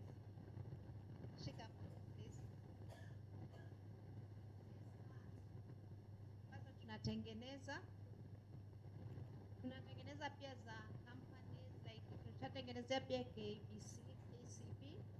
So unakuja unasema unataka match kama ni ya company, tunawatengenezea, unatupatia kala zile unataka, tunakutengenezea. Asante sana. Sasa kama hii ni pesa ngapi? Kama hii sasa ni 10,000. Na zile materials, challenges ya materials, na kuna hizi tunatumia, by the way, the other side tunatumia gunia. Sasa challenge yetu uzi sana, ndio tunatumia uzi, inatumika mingi sana. Pia wakati, lazima uwe na wakati wa kutengeneza hizi vitu. And then kitu tunaye challenge sana ni marketing. Sasa tunaomba mtu support, and then we do a lot. Thank you so much. Sasa hiyo, I go back to what Engineer Waswa said. There's a challenge in capacity building. I think we mentioned that, and it is a big challenge ambayo iliongelelewa sana jana. Thank you so much. Ningependa kujua kitu moja. Nyinyi ndio mnatengeneza hizi? Oh, mimi nataka zile ambazo mwatengeneza nyinyi. Sabuni, jik. Haya mafuta ni pesa ngapi? Yuko wapi Lois? Haya mafuta ni pesa ngapi? Kwa mfano, haya ni pesa ngapi? Haya ni pesa ngapi? Haya ni shilingi 200. Haya ni 250. Jamani soko hiyo. Soko hiyo Msije mkasema oh, it's very expensive. Oh, haya ni 500. Haya ni 500. Cooking oil. Very nice. Wewe ndio watengeza hizi. Hii ni pesa ngapi? Mtaani mnauza 30 ama 20? Okay. Na hii sabuni?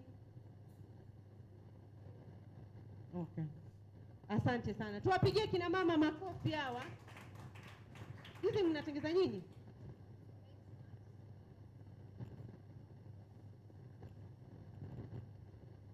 Tuko na shanga. Kuna kina mama wengi hapa ambao wamevaa hizi shanga.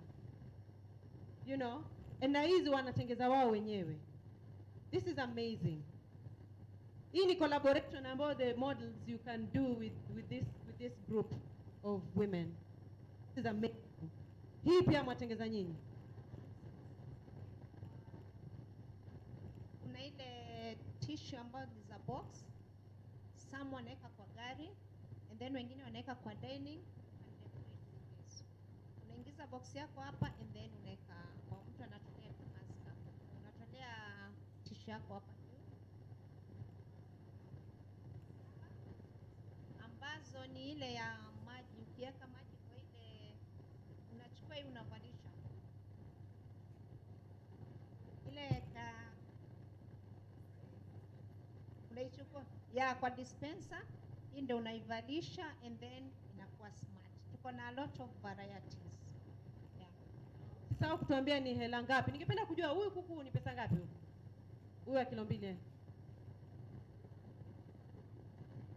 Kuku ni shilingi 700. Kuku wa kilo ngapi?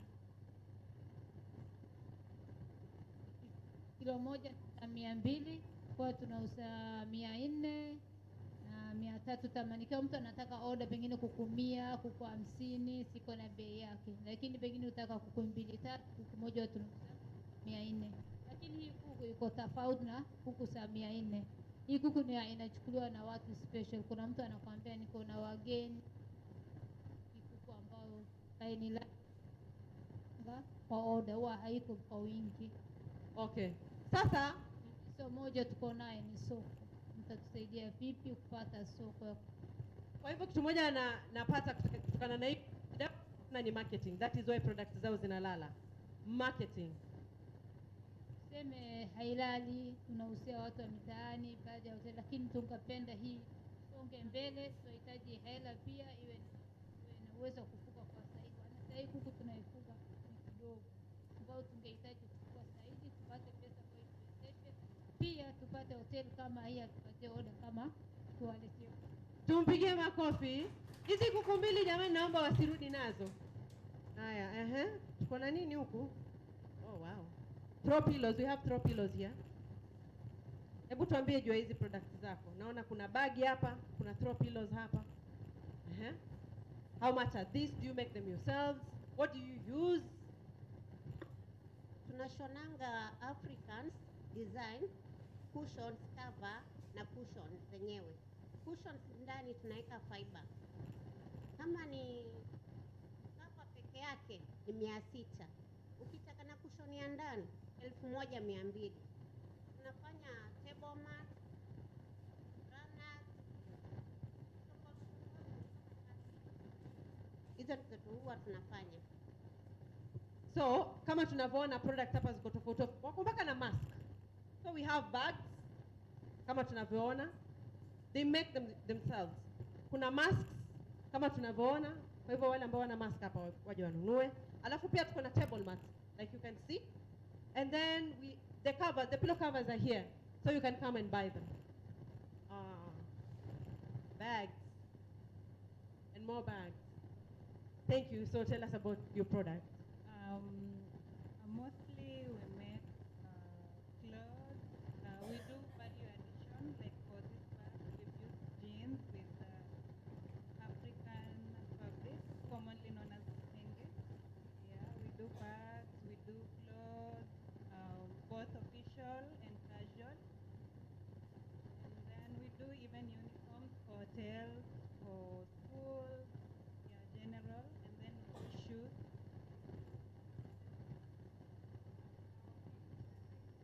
Capital. Yeah, for the tenders that we do, we need a lot of capital in order to deliver in time. Yeah. So, ngoja nikuulize. Umesikia Ana amesema nini? Umesema nini? That they have facilities, like they say it with excitement. They give. Amesema ana pesa ya kupeana. Sema tu kwamba una ako na pesa ya kupeana, especially for women and mimi najua tu wanawake. So, are you going to get this money or no? Yeah, I'm going to get it. Got it? Usisahau, I'll get your number and follow up on that. Thank you so much. Naomba tupigie soko makofi. Tumeona kina mama pale wamejikakamua na bidhaa zao tofauti tofauti. We appreciate them kindly, please. Msiache warudi hapa na warudi nyumbani na hizo products. We are just about to wind up our program because already tuko late na kama 15 minutes. So ningependa kumu-invite the CEO, Mugabe. You know, I fall under that docket as an artist automatically. I'm a woman, I'm an artist. So as in, tunakutana sana and I appreciate you. So karibu sana. Thank you so much for being here and for creating time.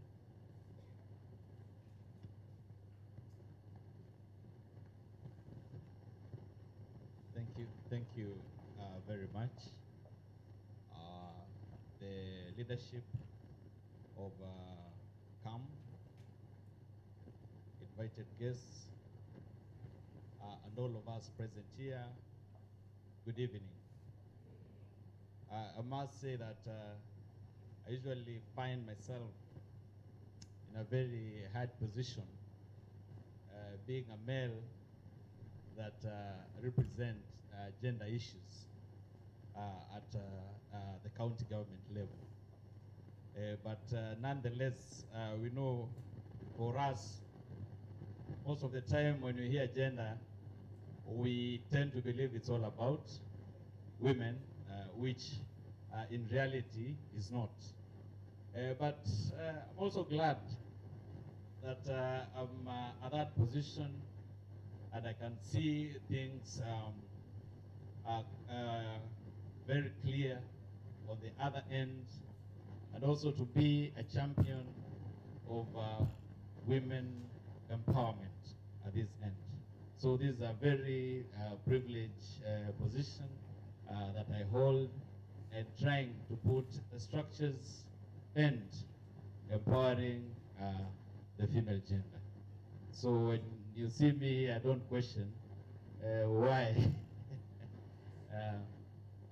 Today also, I know when I look around the room, it's full of women power.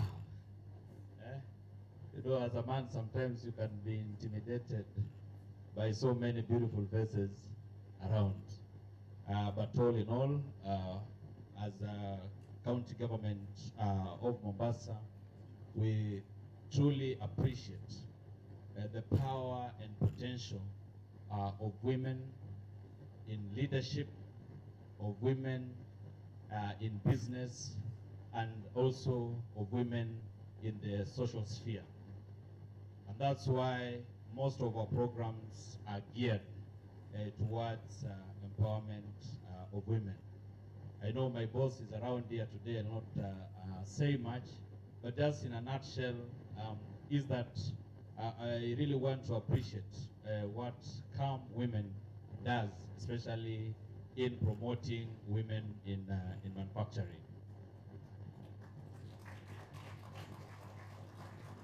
And there is no better place to promote this than in Mombasa County.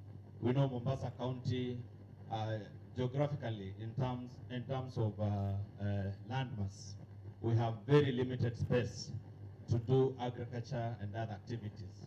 So one of our major focus as county government is to promote manufacturing, to promote value addition as we get products from other places. And in line with that, we have a number of plans that are being run by our investment corporation, with Odongo Kundu Special Economic Zone is coming up, and should create more awareness on this to women in manufacturing and entrepreneur. And as a county also, we are putting up another special economic zone at Meritini, and there are very many opportunities for investing in those areas, either as individuals, as group, and the likes. I'd also want to say we are developing a gender mainstreaming policy and bill for the county government. And most of the time, you'll find that when issues of gender come up, most of the time you'll find that they are mostly coming to address social cultural issues and very minimal input in terms of economics and worse, manufacturing. Because when you look at manufacturing businesses, I think it's only the recent past, like in the past 10 years, where we've had a number of women investing in manufacturing. And the numbers, I'm not sure, but they might be below 20% of the sector, meaning that there's a big room for women to come in. And as we're developing this policy, I urge CAM and other stakeholders to come in strongly and give their input, especially on these spheres of economy, sphere of entrepreneurship, and in the spheres of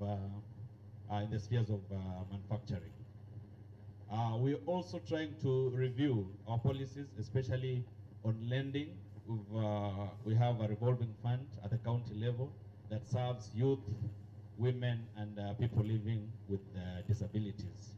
But it is limited a lot because initially it focused mostly on lending to groups.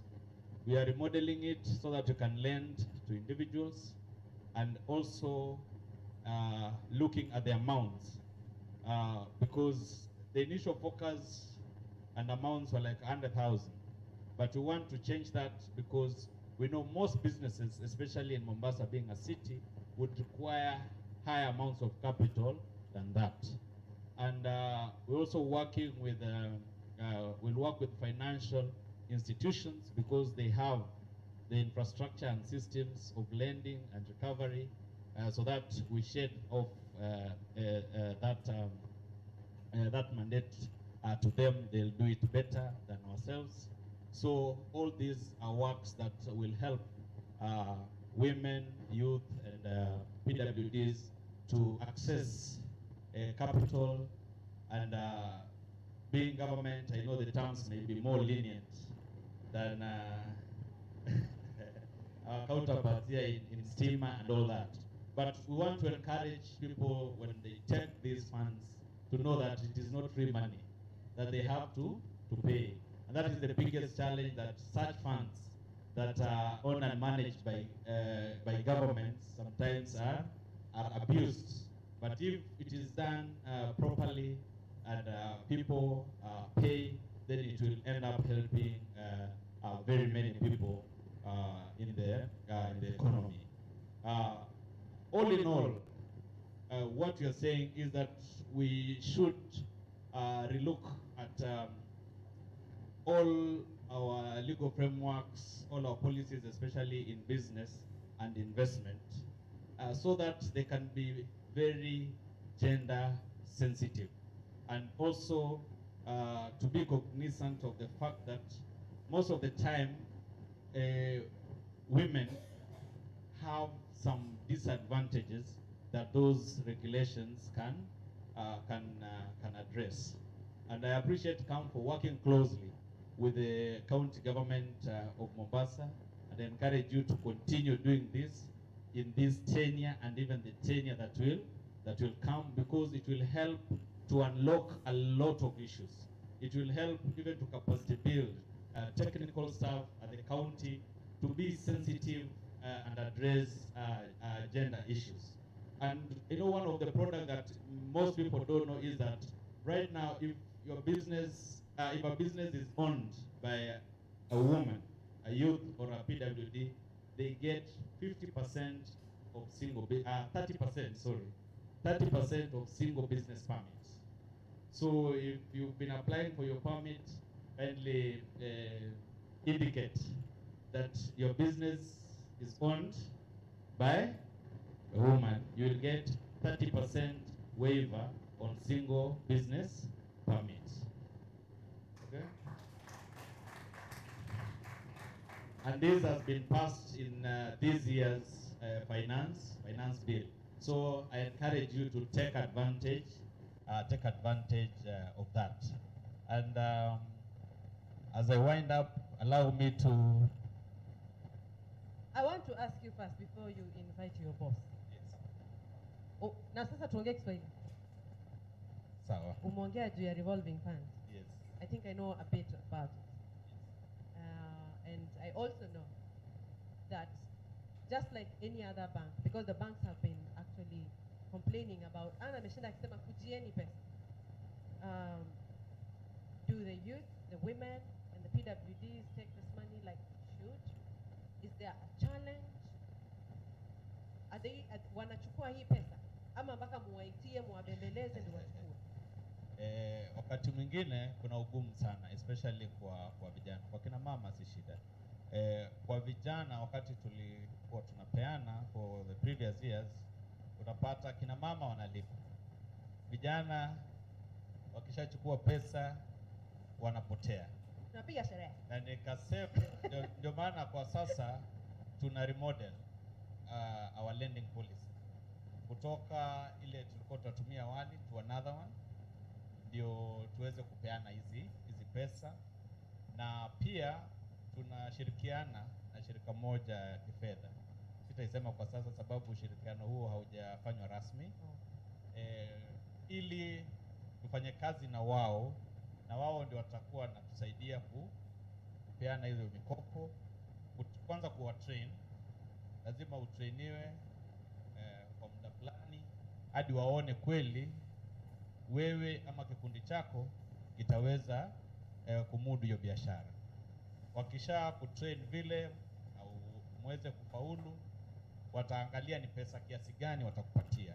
So tunatoka kwa ile ya kulimit kwamba ni ile pesa unaweza pata ni 1,100. Hapana, tunatoka pale, wao watakuwa wanafanya assessment, waone biashara yako inaweza chukua mkopo kwa kiasi gani. Alafu pia wao ndio watakuwa na kufuatilia, monitor. Hamtaki kudai tena? Hatutaki kudai sababu tulijaribu kudai na ikawa sivyo. Sawa sawa. Okay. So hivi karibuni najua tuna applications Saizi nina application 1600 ya vijana, kina mama na walemavu. Wanaendelea kupewa masomo, sisi tukiweka mikakati ya kuhakikisha tukipeana hizi pesa tutakuwa tunapeana kisheria. Asante. Asante sana. Thank you so much. Kindly invite your boss.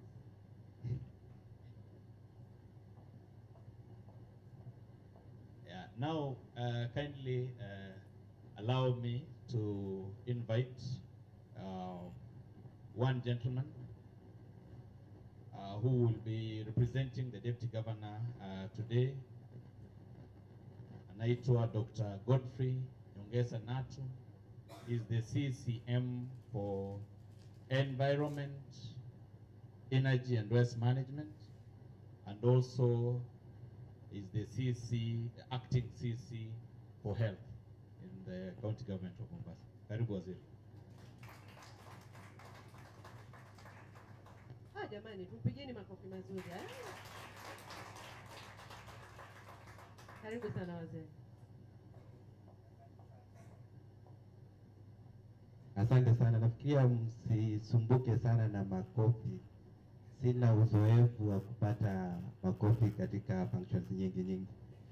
But allow me to start my few remarks in English, and then where I can, I'll try to put it in Swahili. The County Chief Officer for Youth, Gender and Sports, Dr. Innocent Mkabe, the leadership of Kenya Association of Manufacturers, and I think I can see Susan in the house and Pauline, the leadership of Stima Sacco, represented ably by Anne. I'm not sure if there are others in the house. The ladies in the manufacturing sector and the few men who are here. I'm still struggling to understand why they are here. Good evening. Good evening. As it has been mentioned earlier, I think today when I was leaving the office to the house around 7, I was called by His Excellency the Deputy Governor to the effect that he was coming to this function, but then he was recalled to go to Mamangina waterfront. For you who are not aware, tomorrow we are celebrating what we call the International Anti-Corruption Day. And this evening, there are interviews that are being done by leaders in integrity issues in Mamangina waterfront. So he said that he will not make it, and he asked me if I had the time to come and represent him. So I relay his apologies, and I hope you have accepted them.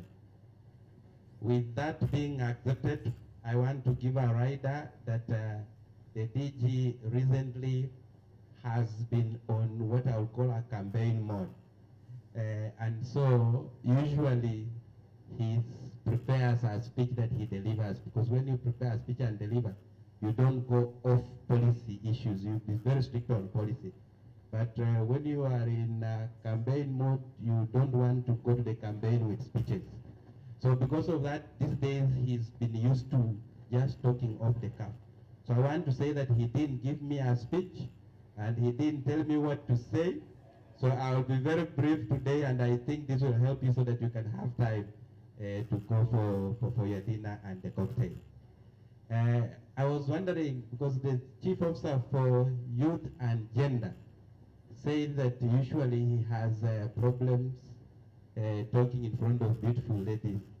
So I was wondering how you expect me to have the confidence as CEC for Environment. Not CEC for Environment, as Waziri Wataka, where he gets the confidence then to talk in front of beautiful ladies like you. But I think I will try. When the DJ was convincing me to come, because I said, now you see, this is a short notice, I'm from work, I'm tired. Then he told me, Nato, ni dina tu, unaenda kukula na kukunywa. So ladies and few gentlemen, I join you for dinner today, kukula na kukunywa. But I think where I come from, you just don't eat and go. You must say something. Particularly say something about what is happening in that room or in that event.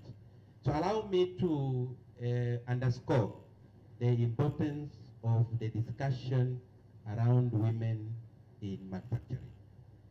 why the county and the country should be discussing the role of women in manufacturing.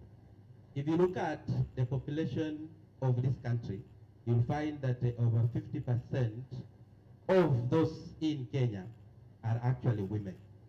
When you look at the percentage of those who are employed, the percentage of women drops to below 50. I'm sure you are aware of that.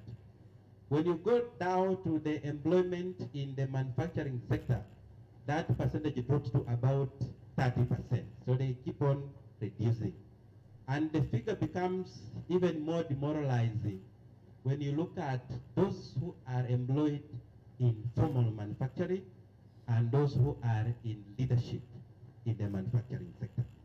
And so while manufacturing is one of the what we call the big four agenda, whether it performs well or whether it doesn't perform well, the question of women involvement is key. We should have discussed this before, but now it's imperative that we discuss this as we transit to a middle income economy, although reports have indicated that we are already in the middle income economy.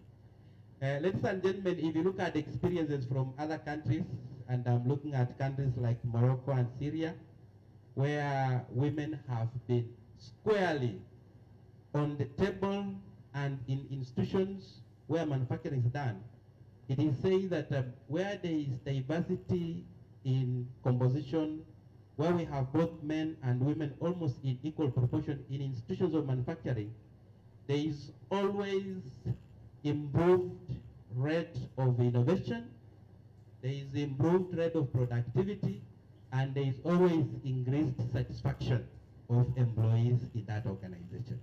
This is how women are important in the manufacturing sector. And I think in Kenya, we are on the way. I think if you look at some of the institutions, I think the women are coming in. And I think Kenya Association of Manufacturers has taken the lead in streamlining women in their leadership. If you look at the Coast region, I think Susan has been doing a very, very good job in prosecuting the agenda of the manufacturers in Mombasa and the Coast region. This week on Monday and Tuesday, I was in a workshop in Naivasha that was discussing what we call the extended producer responsibility. I think all of you know that. And the lady who was prosecuting the agenda very ably was called Miriam Bomet. It's a lady. And when she talks, you see experience.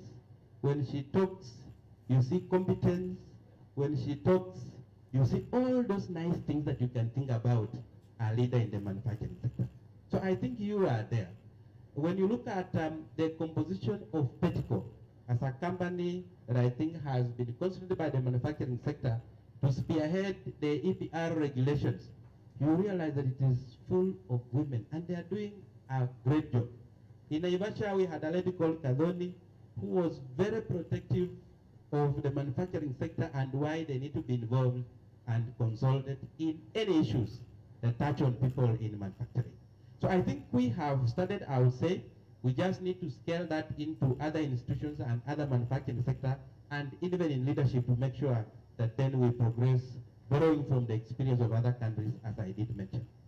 But then what should we then do to make sure that we promote inclusivity of women in manufacturing as governments and even as private entities?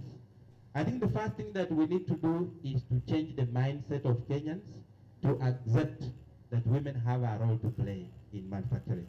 And I think that's a responsibility of government and responsibility of any able institution that operates in this country. Number two, I think we need to mentor women who are a majority in micro businesses so that they can transit from micro businesses to small businesses to medium business and to macro businesses. I think that is a role of government, and that's a role of any other institution that thinks it needs to be championing the welfare of women. But I think most importantly, we need to adopt, because transition into a typical manufacturing economy, you need to embrace technology. And I think we need to embrace technology that is inclusive. If you look at, for example, the construction sector, that's where women, we can't see many of them. Hatuoni wengi wenu kwa mjengo, sio? And the reason why hatuwaoni kwa mjengo is because mjengo requires biceps. Nyinyi hamwezi enda kusukuma wheelbarrow, even if it can be given to you by some of the political elements. And so what we are saying is, it's good to embrace technology that is inclusive in the manufacturing sector. If we can manage, let's make it digital, so that then women can play their role in the manufacturing sector. And I think if we embrace those three items, I want to believe that we will move in the direction of Morocco, that we will move in the direction of those other countries that have already gone ahead of us in including women, and therefore making their manufacturing sector more innovative, more productive, and more satisfying. So I don't want to say this is the commitment of His Excellency, the Deputy Governor, because as I said, he didn't send me with a speech.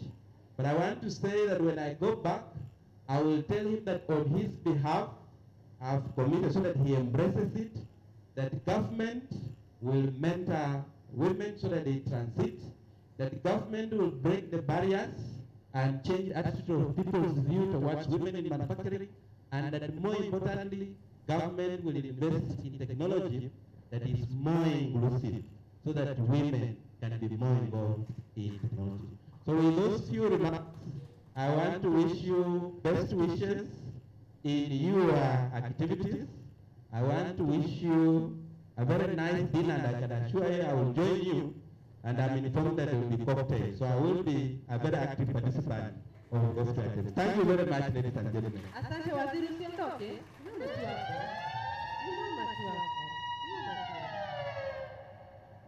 Asante sana waziri kwa kuwa hapa leo.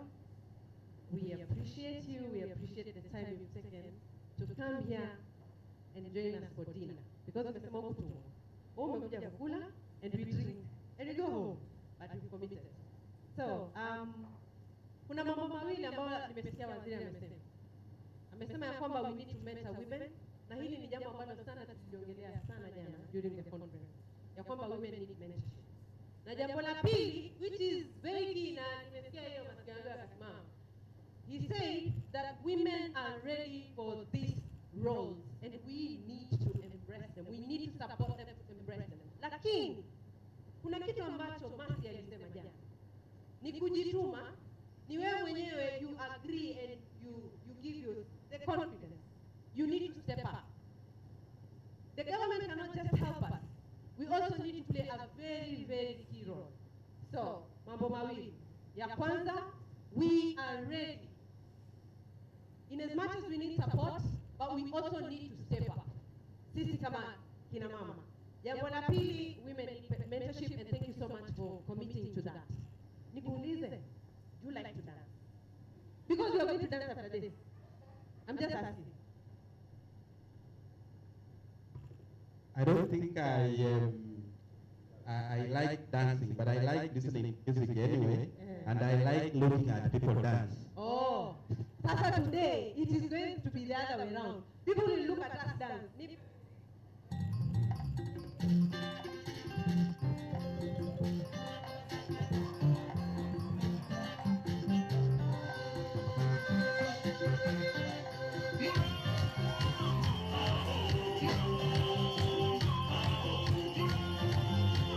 Aya, simameni tumsaidie waziri kudance.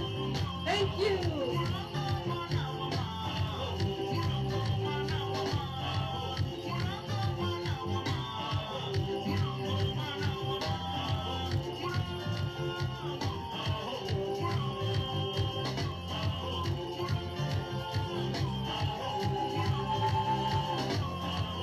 Asanteni sana, unaweza kumpigia waziri makofi. Thank you so much waziri. Thank you. Asante sana.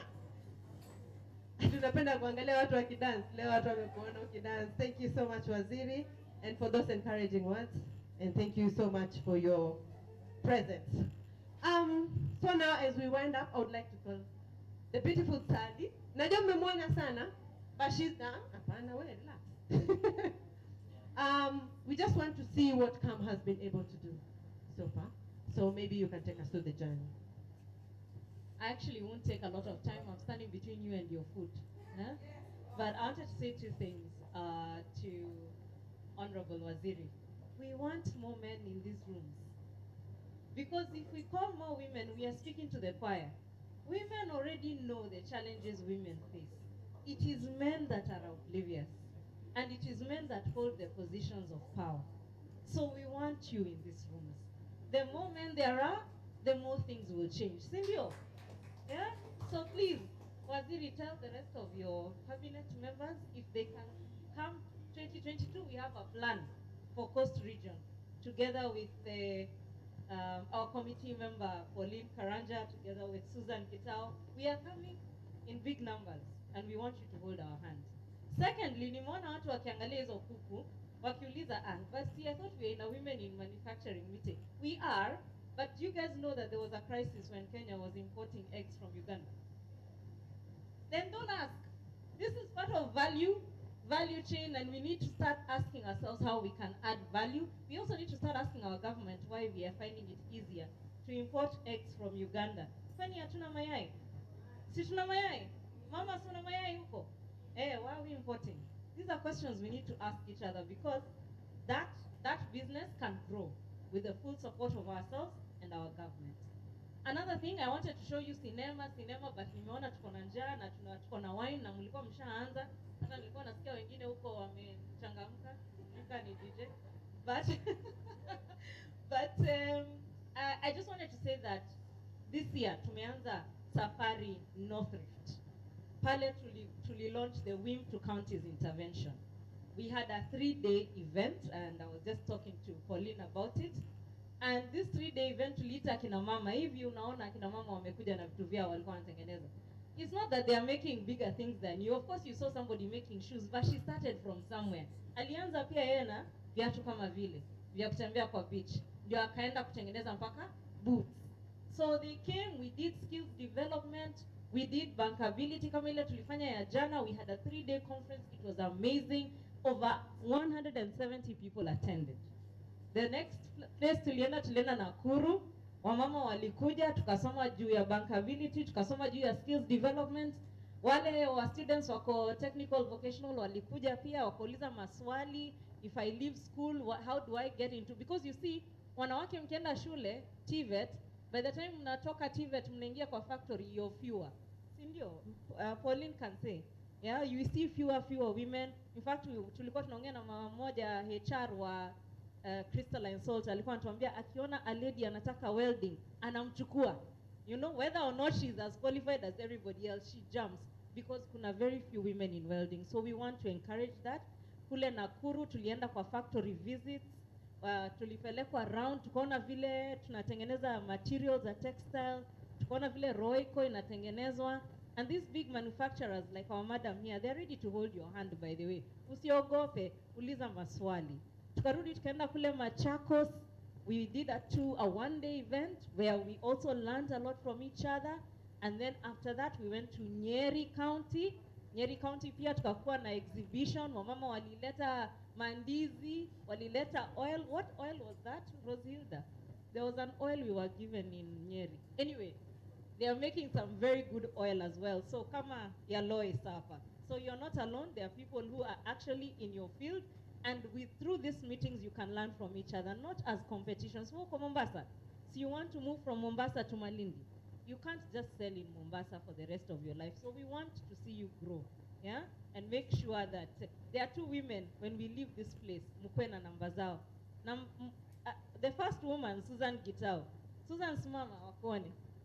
Regional coordinator Mombasa, and you know Mombasa is a very important region for us. So please, mark her and mark Anne of Stima Sacco. Yeah? Those are the 2 women. As I conclude, this is the last, but definitely not the least county that we are visiting. We have, as I've said, great plans for this region.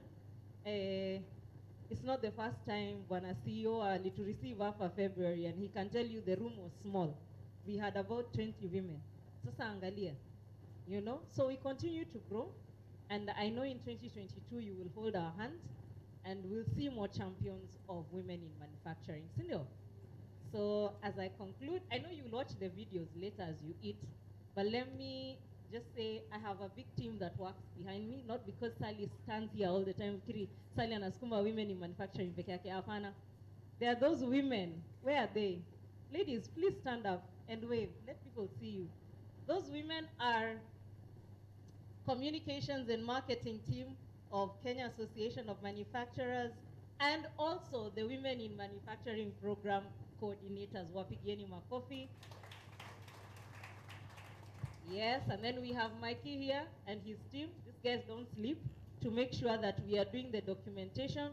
Zile feature smart mtaona hapo hivyo kwa Facebook.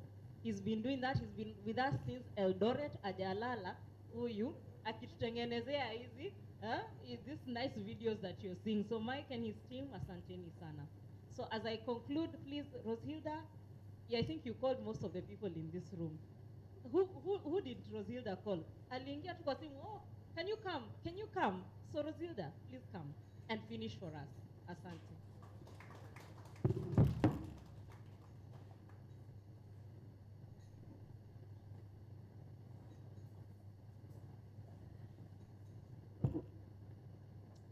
Thank you very much, Sally.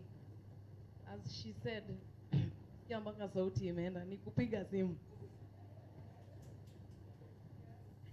So thank you all for coming. As part of the WIM team, we appreciate you. I enjoy seeing all of you and that you adhere to our dress code.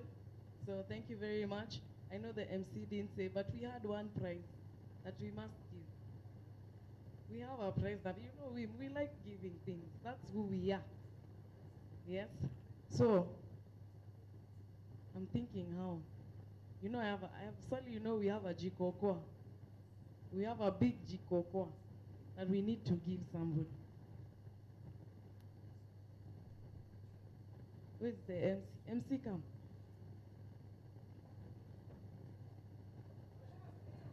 Nataka uchukue mic.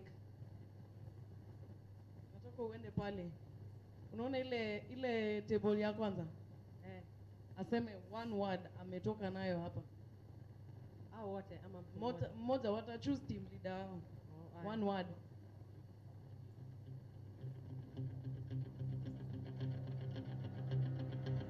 One word.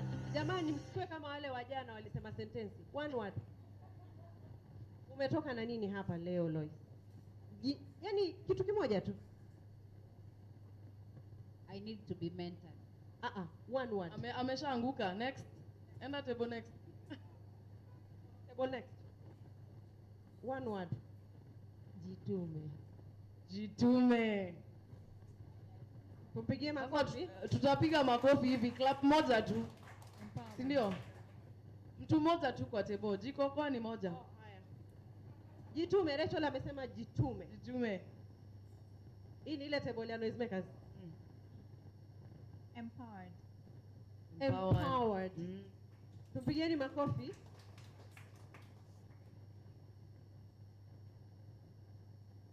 Tujitume na tujue vile tutaanguka. Mnafanya kazi iwe rahisi. To have confidence.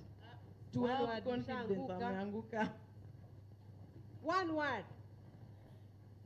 Cash is queen. Cash is one queen. Word ameanguka. One word. Support. I love that. Well, hii hakuna canvassing hapa. Acha wanaume waongee.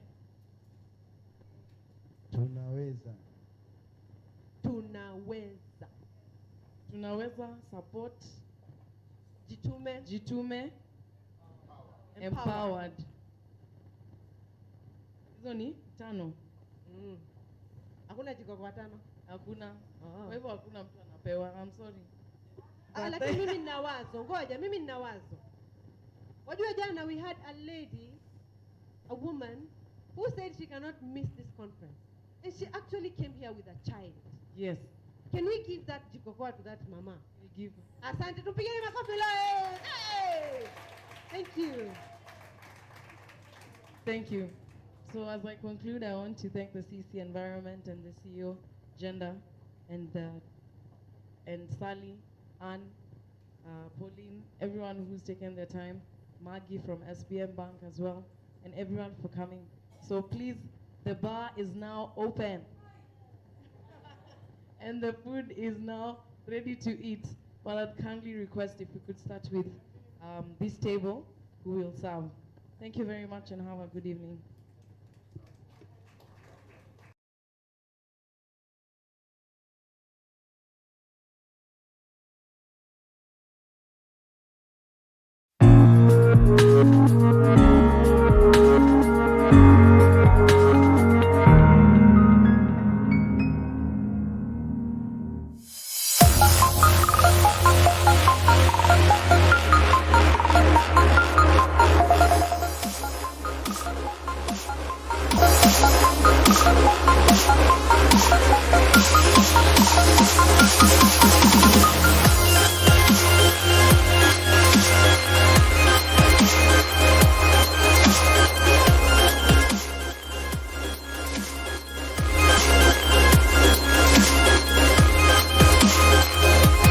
Women in Manufacturing program has gone to the counties, and Uasin Gishu County is the first county that has proudly hosted us and welcomed us.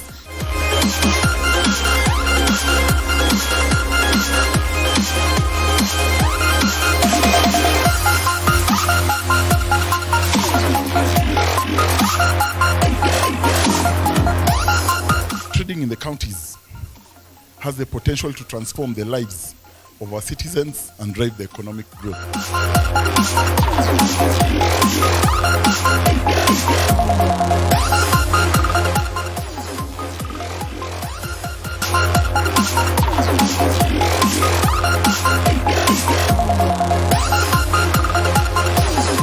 For Stima Sacco, it's a very relationship membership. So we know you. So we come to you, we understand you. We see your business, we see your farm. And then we walk with you the journey so that we help you to mitigate risk from yourself and also improve your risk appetite from the SACCO.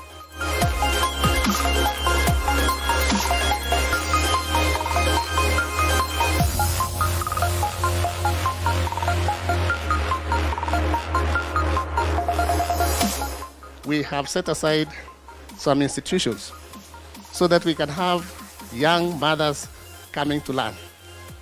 They stay in the institutions with their babies so that at one point they can be allowed to go to the dormitories and breastfeed their kids. As a county, we might be the only county now running an internship program for our youth so that we equip them with the skills that is market-oriented. So industry has been trying very hard to incorporate women. We are able to, together with Sandra, they started the work program. We've been able to recruit women, train them as much as we might not retain them, but we recommend them to other people and other industries who are not necessarily members of CAM. So I think industry is really trying to support the women in the workforce.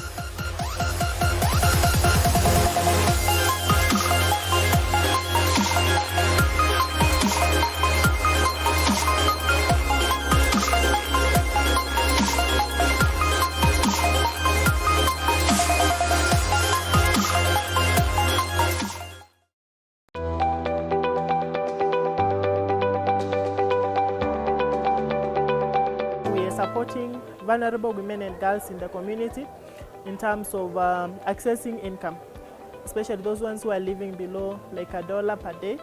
So we bring them together in groups and we train them skills that can support them earn a living. So here we are showcasing some of their products, not all. We have fluffy mats. These ones they use just a used sack inside, and then we get them the threads, and then they are able to knit. They also do the beadwork.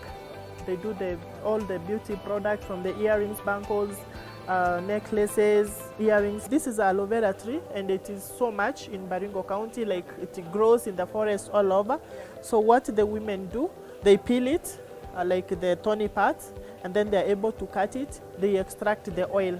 So this is pure aloe vera oil that you can use on your skin, on your hair. They also do manufacture soap. They have some challenges in terms of packaging. They've not been able to package their products very well. In terms of women in manufacturing, we could like them to come in terms of capacity building, the areas of training which they need, registering their business, because you see they have come under the umbrella of Oasis, but this is a business in Oasis. My best experience at the WIM Expo has been interacting with people who are doing almost similar things, trying to get to know how they get their materials, how they do their markets. So it is opening opportunities for markets.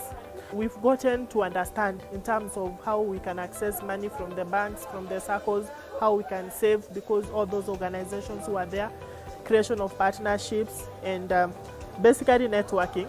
And also, of course, some people have bought a few items here and there. So this has been a plus, and we thank God for WIM for organizing this for us, and we look forward to more and more experiences like this.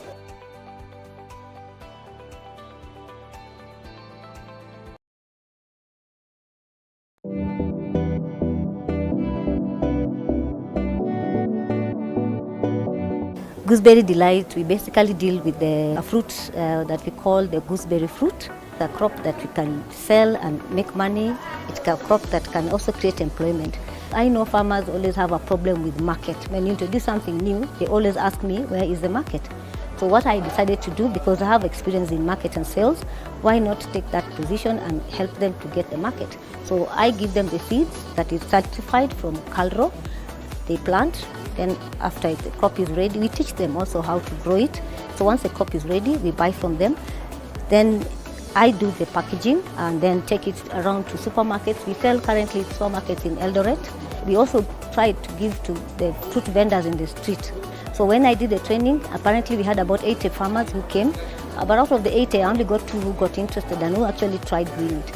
So when the fruits were ready, when I went to the market was negative also in terms of, we don't buy this and we've never seen it. So it was a challenge getting into the market for the first time. But with persistence, we've been able to be in the market for the last 2 years. And it's growing and the demand is growing. The challenge now that we're facing also is the demand is growing, yet the production is not growing. Being in the Women Manufacturing Expo, the platform, I just want to congratulate them first for taking that step. It's the first time in Eldoret and Uasin Gishu, and it's given us a platform where we've been able to actually showcase some of the things that we are doing. I'm happy about the women in manufacturing. I'm a new member, and there's so much that I've gained from them being around. What I would want is they put more emphasis on training now, the startups, people like us who are coming in for the first time. Let the women in manufacturing help us, give us the skills, give us the knowledge. And if possible, maybe they can also orientate us, with those big companies. We go there for orientation and see how such big companies are run, so that we can be able to replicate that knowledge and use it in our own startups. Market also is very important for us, because once we get into this manufacturing or this kind of products, we need a platform where we can really market ourselves out there, so that we can get a bigger market audience.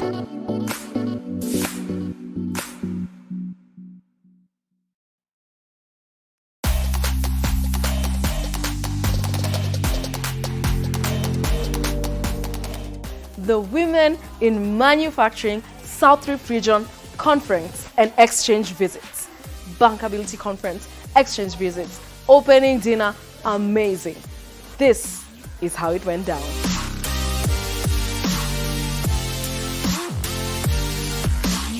Welcome to Nakuru County, and you're officially here because of the Women in Manufacturing Conference, courtesy of the Kenya Association of Manufacturers. And ladies and gentlemen, I officially welcome you to this auspicious occasion. I think productivity that women bring into business is no doubt. I mean, nobody doubts that women for a long time have been lauded for affecting the economy in a massive way. But it can only be realized across all aspects of society if we achieve gender equality.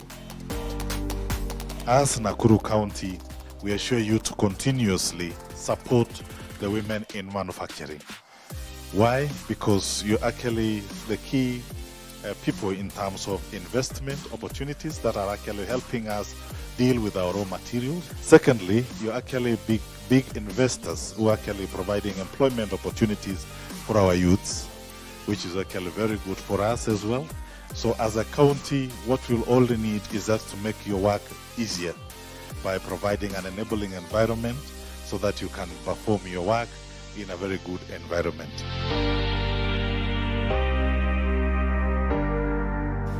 We have good ideas and we are very hardworking. You know, women are very hardworking, so we work. But where do we put our products?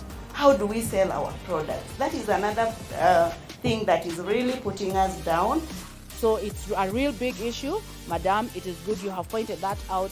As a networking a group right now, let us really reach out to those who are strong in various fields. Let's help lift each other.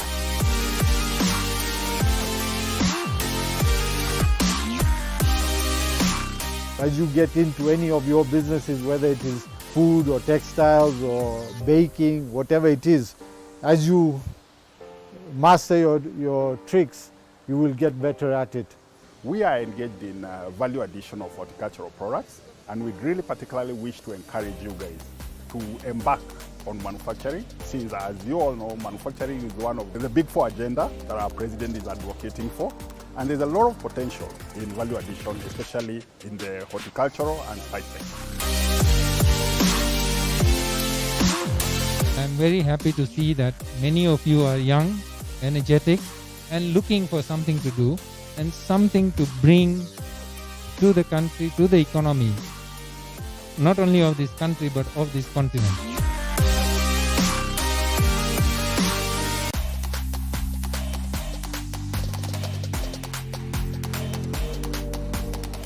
Asanteni sana kwa kukuja. You guys have walked through the factories, you have seen everything. So congratulations to all of you for everything you've learned. Thank you. Enjoy yourselves and have a wonderful evening. Amazing experiences, wonderful stories, new Women in Manufacturing members. Next up, Kitui County.